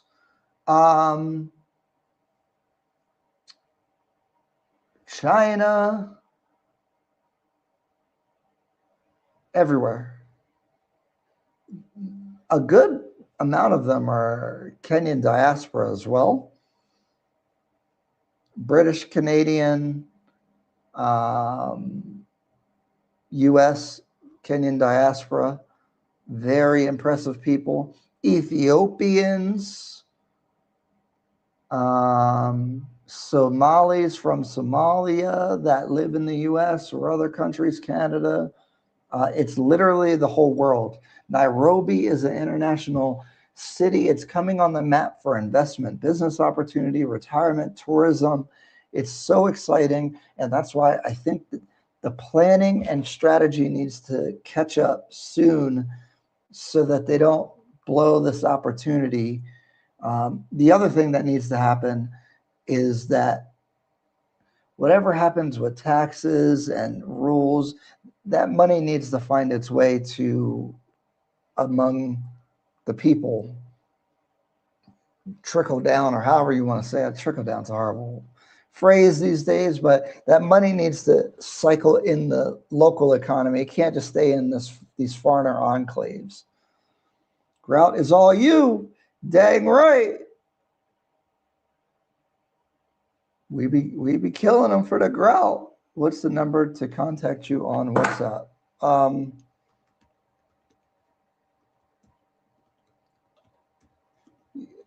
Please go through the website.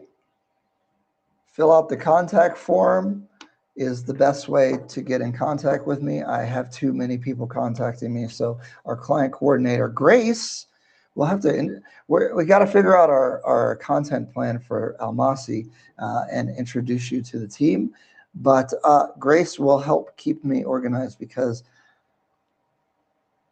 whew, it's a lot. So I'm sorry. I've been dropping the ball a little bit with some people too, guys, actually. I'm very sorry. Failure started in 1990s after the World Bank introduced structural adjustment programs that banned cities from providing public services. Y'all don't trust the government, but then you don't trust privatization. Make up your mind, bro. How do you want the government to do all this stuff and then they say the government's corrupt? Pick one. Privatization is better. Government wastes a lot of money and is inclined to corruption. Even Pandora tried with the grout. They tried. It's not perfect. Better than most. That's another thing, real quick. When you guys watch my content, especially about quality, I am basing it on a Kenyan standard of the other developments. I am not basing things off of the US. So I'm comparing projects to other projects. I'm not comparing it to the US. In Kenya, we complain a lot and it reaches the authorities. I try to be positive, but those Kenyan professional bloggers broke me. Now I give them a taste of their medicine. Wait, what happened? Tattoo City, for instance, is ran on the exact same regulations and bylaws that were created for Nairobi. Yeah, but do you want them foreigners in control of the whole city? It's weird, man. It's a weird place. And utopia doesn't work. It's too much control. At least you don't see xenophobia in Nairobi like you see in South Africa.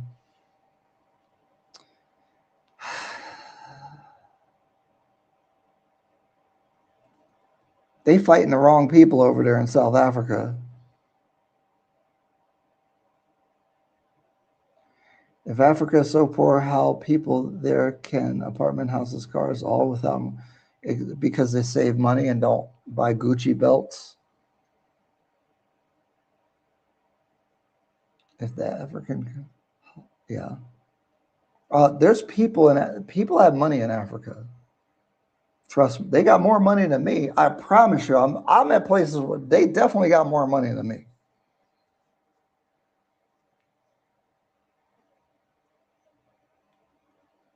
The rise of the old world. I'd like to think forming strong associations is going to be helpful. You can get a lot done when you have a few hundred owners on the same page. I'd even go, yeah. So I have the list of owners at my first property I bought. Um, Still working on some administrative stuff and I'm kind of busy, but yeah, we're going to fire the management over there because, but my fear is you fire the management and then what do you do? But it's something that's very important to have the owners groups and to meet and be proactive. And I will lead that when I can. Are the apartments in these developments leasehold or freehold? There are sectional titles. No one flying you out to the coast. We need the coast tour. Actually, we have a couple people that want us to sell their Airbnbs at the coast in Diani. I'm trying to convince them to pay for us to go out there and do the marketing because I'm not doing the videos. I'm not flying out there bringing someone to help with content and do all that for free. No. I've been offered to go to China as well, or alluded to. So we'll see what happens. I'll manage Almasi Coast office for you.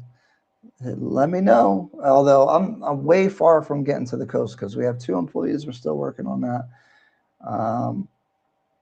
But yeah, not Gucci belts. Americans are rich, but then we spend all our money. Car payment, $800 a month. Mortgage, $3,000. Property taxes. Y'all, people keep complaining about this leasehold, freehold. Go ahead, don't pay your property taxes. Yeah, my secret agenda when I go to China is find, I forget what city does the building materials because um, building some luxury villas off plan is definitely in the cards.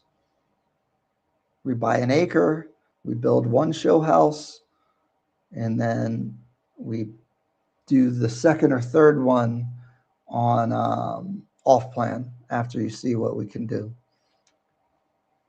2, 3 years out for that, maybe 5. I don't know. Have you been to Thailand? Yeah, that's somewhere I want to go. Or Southeast Asia. Everybody's recommending the. Yeah,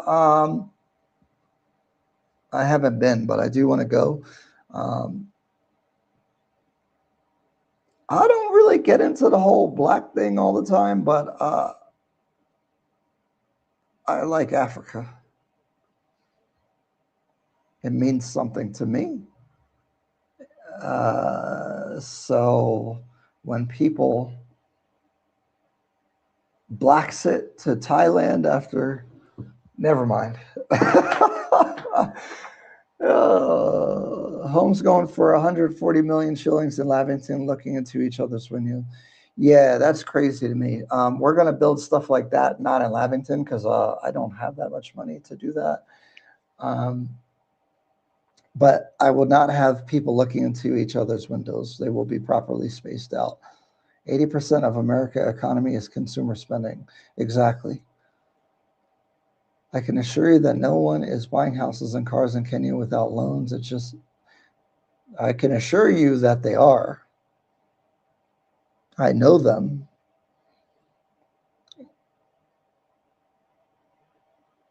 I promise you that they are. Some people are using loans, yes. Not blacks that, oh, sorry. I know. I usually don't get messy, but I am a little petty and light skinned. I've done very well in my older age of being mature, though.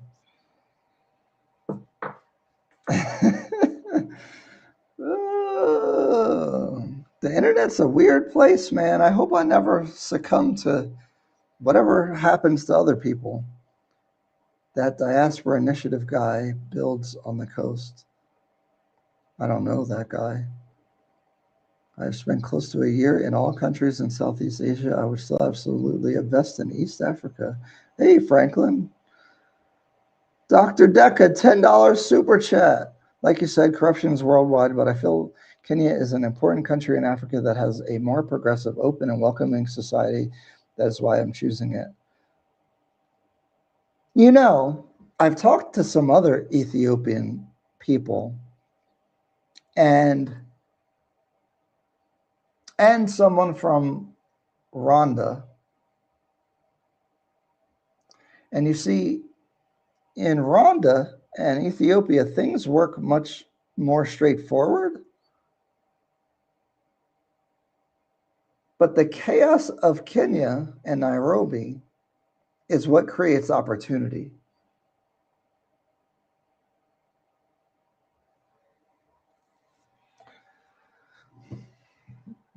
I left the US because there's less opportunity because do you know how much time I would spend dealing with permits and inspectors and regulation and red tape and zoning and approvals? Like, you can't do anything because of all the rules. But some of these rules are important. But because Kenya is so open, it allows for a lot of opportunity.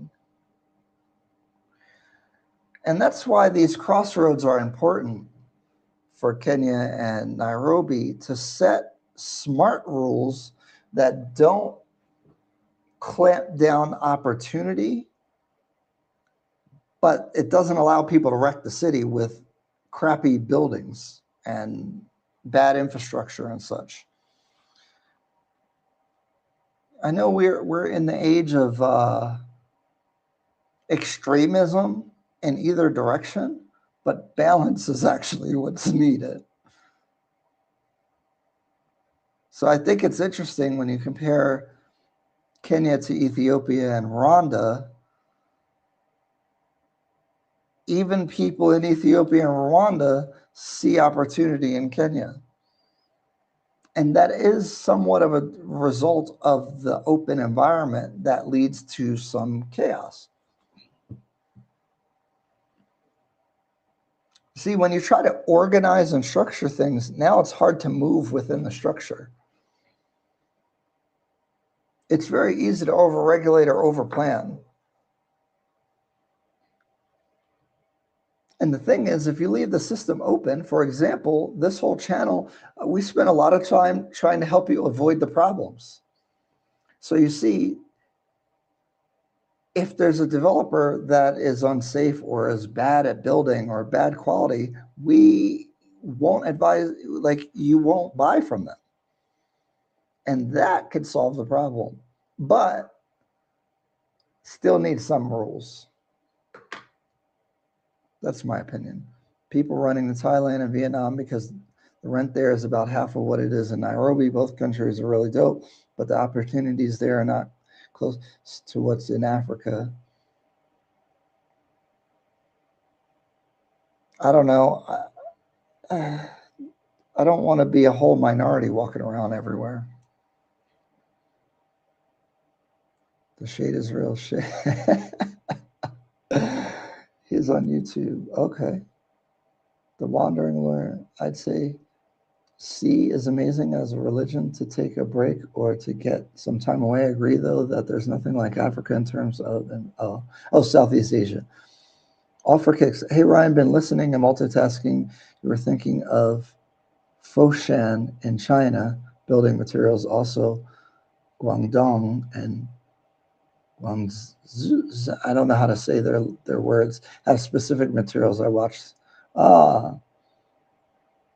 Because what the Chinese do is they go back to China, they order the whole building, they select all the materials, and then they ship it. Let's talk about management issues in Jenny. What? Guys, I'm tired. I have to get up early. Hopefully, we delivered on the content today. I know it wasn't as good as when we had FKC because that was an awesome episode. Although, you know, the lives don't do good numbers after the live is over. Isn't that weird? I need a clipper that doesn't rob the bank. We did talk about the management issues. So, if you guys are thinking about buying in Kenya, please go to almasirealty.com/buy and work with us. We're really good, and we'll help you avoid a lot of these problems to the best of our ability. I know some of you guys think that the local agents know more information. Sometimes, but I don't know. Good luck.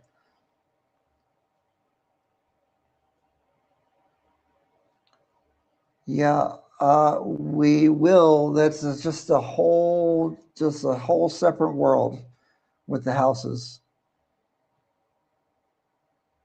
We're getting approached a lot. Actually, we'll list a house in Diani hopefully soon. Actually, okay, guys, go to our website because we have stuff on there. We have some resales on there. So for those of you guys who want immediate occupancy, you can actually use our search feature for that and see what you can buy immediately.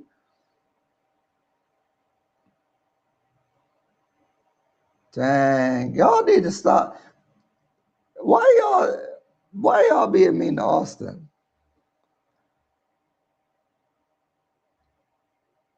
Austin has to travel because that's how he started his channel. That's what his audience is looking for. Oh, wow, $20 super chat. Thank you so much, Dr. Oh, my pronunciation. Aiko? Thank you.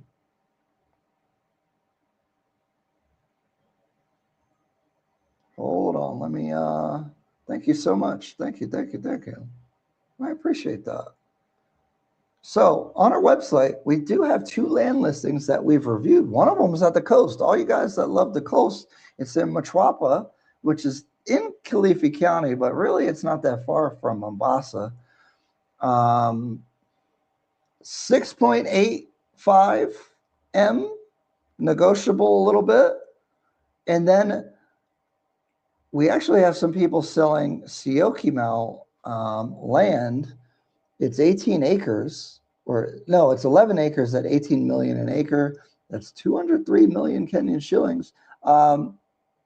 If you are looking to do a development or something like that, or know somebody, we do have that available. We did some verification of the land. They're real people. They actually own the land. And yeah, we could do it. The other thing is we have resales. So actually, we have a really interesting one. So we have a bunch at Emerald Springs. And then we have Scott. This one's in Westland, Sky Valley Residences. Only 8 mil for a 1-bedroom. Pretty cool. Here's the photos. Pretty nice, cool. Although, yeah, see, there's a building there. 8th floor.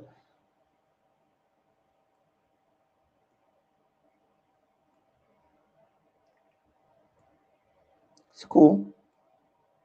It's on the other side of Waiyaki Way, but for the area, 8M is quite reasonable, I think. What else do we have? We have this one's in Kilimani. It's the top floor, asking 12.5. Better pictures coming soon.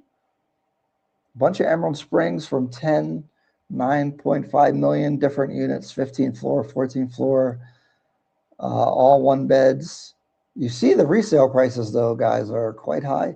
Escada, 18M for a 2-bed. See resale prices again. And this is by Oscar and Elite Sanctuary Realtors. So you'd be dealing with him on this one. Escada has 270 rooftop restaurant, which I really like. And the quality in there is pretty good, actually. It's quite good. And then what else do we have? Here's a 1-bed at Escada. Got to get the price. It is pretty high, but I'm sorry, it's a studio. And I like how they do this little kitchen. We have one at Misty Springs, 2-bed, 14.5 M. Riverside 1, really beautiful views at this place. 3-bed, 24 M, kind of high, yes. Hopefully you guys are seeing the screen. Okay, you are. Luminar Showroom, August. The problem is most of it will be sold out by the time it's done, all the good stuff. Neptune, we have one at 9.5 for 2 beds. That's a pretty reasonable price.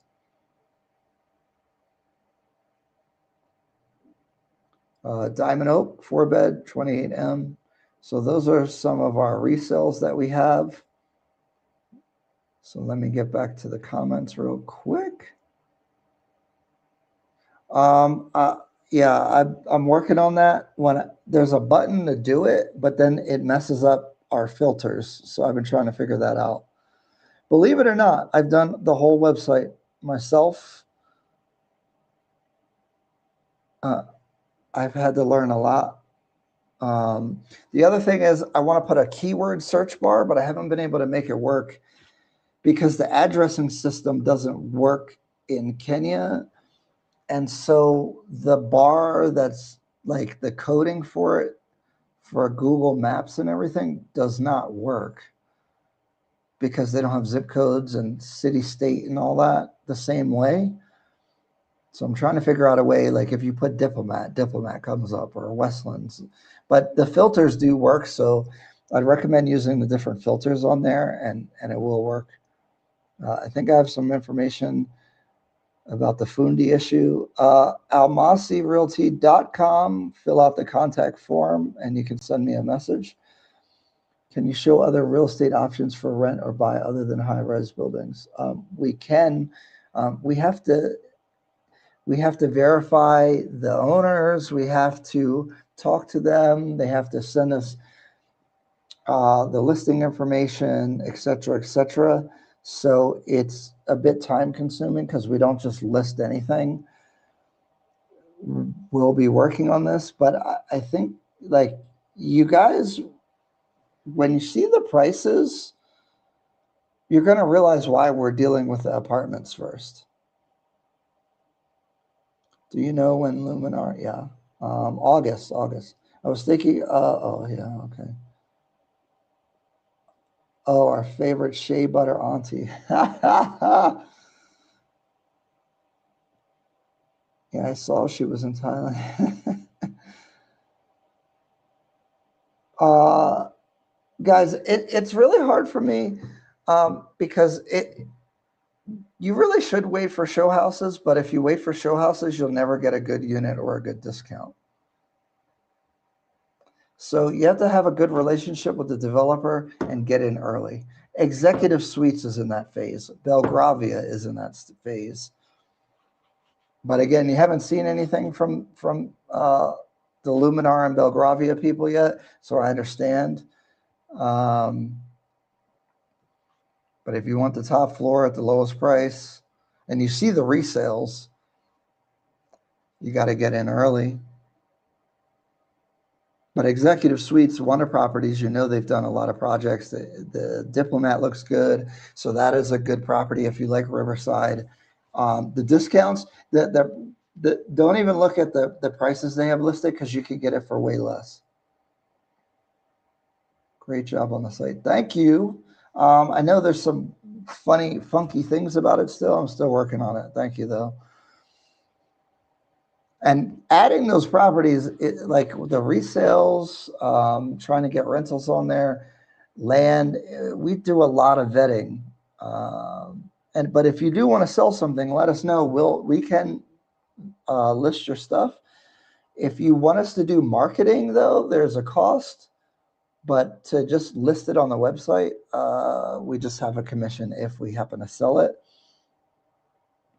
But I recommend doing the marketing because then it'll get more attention.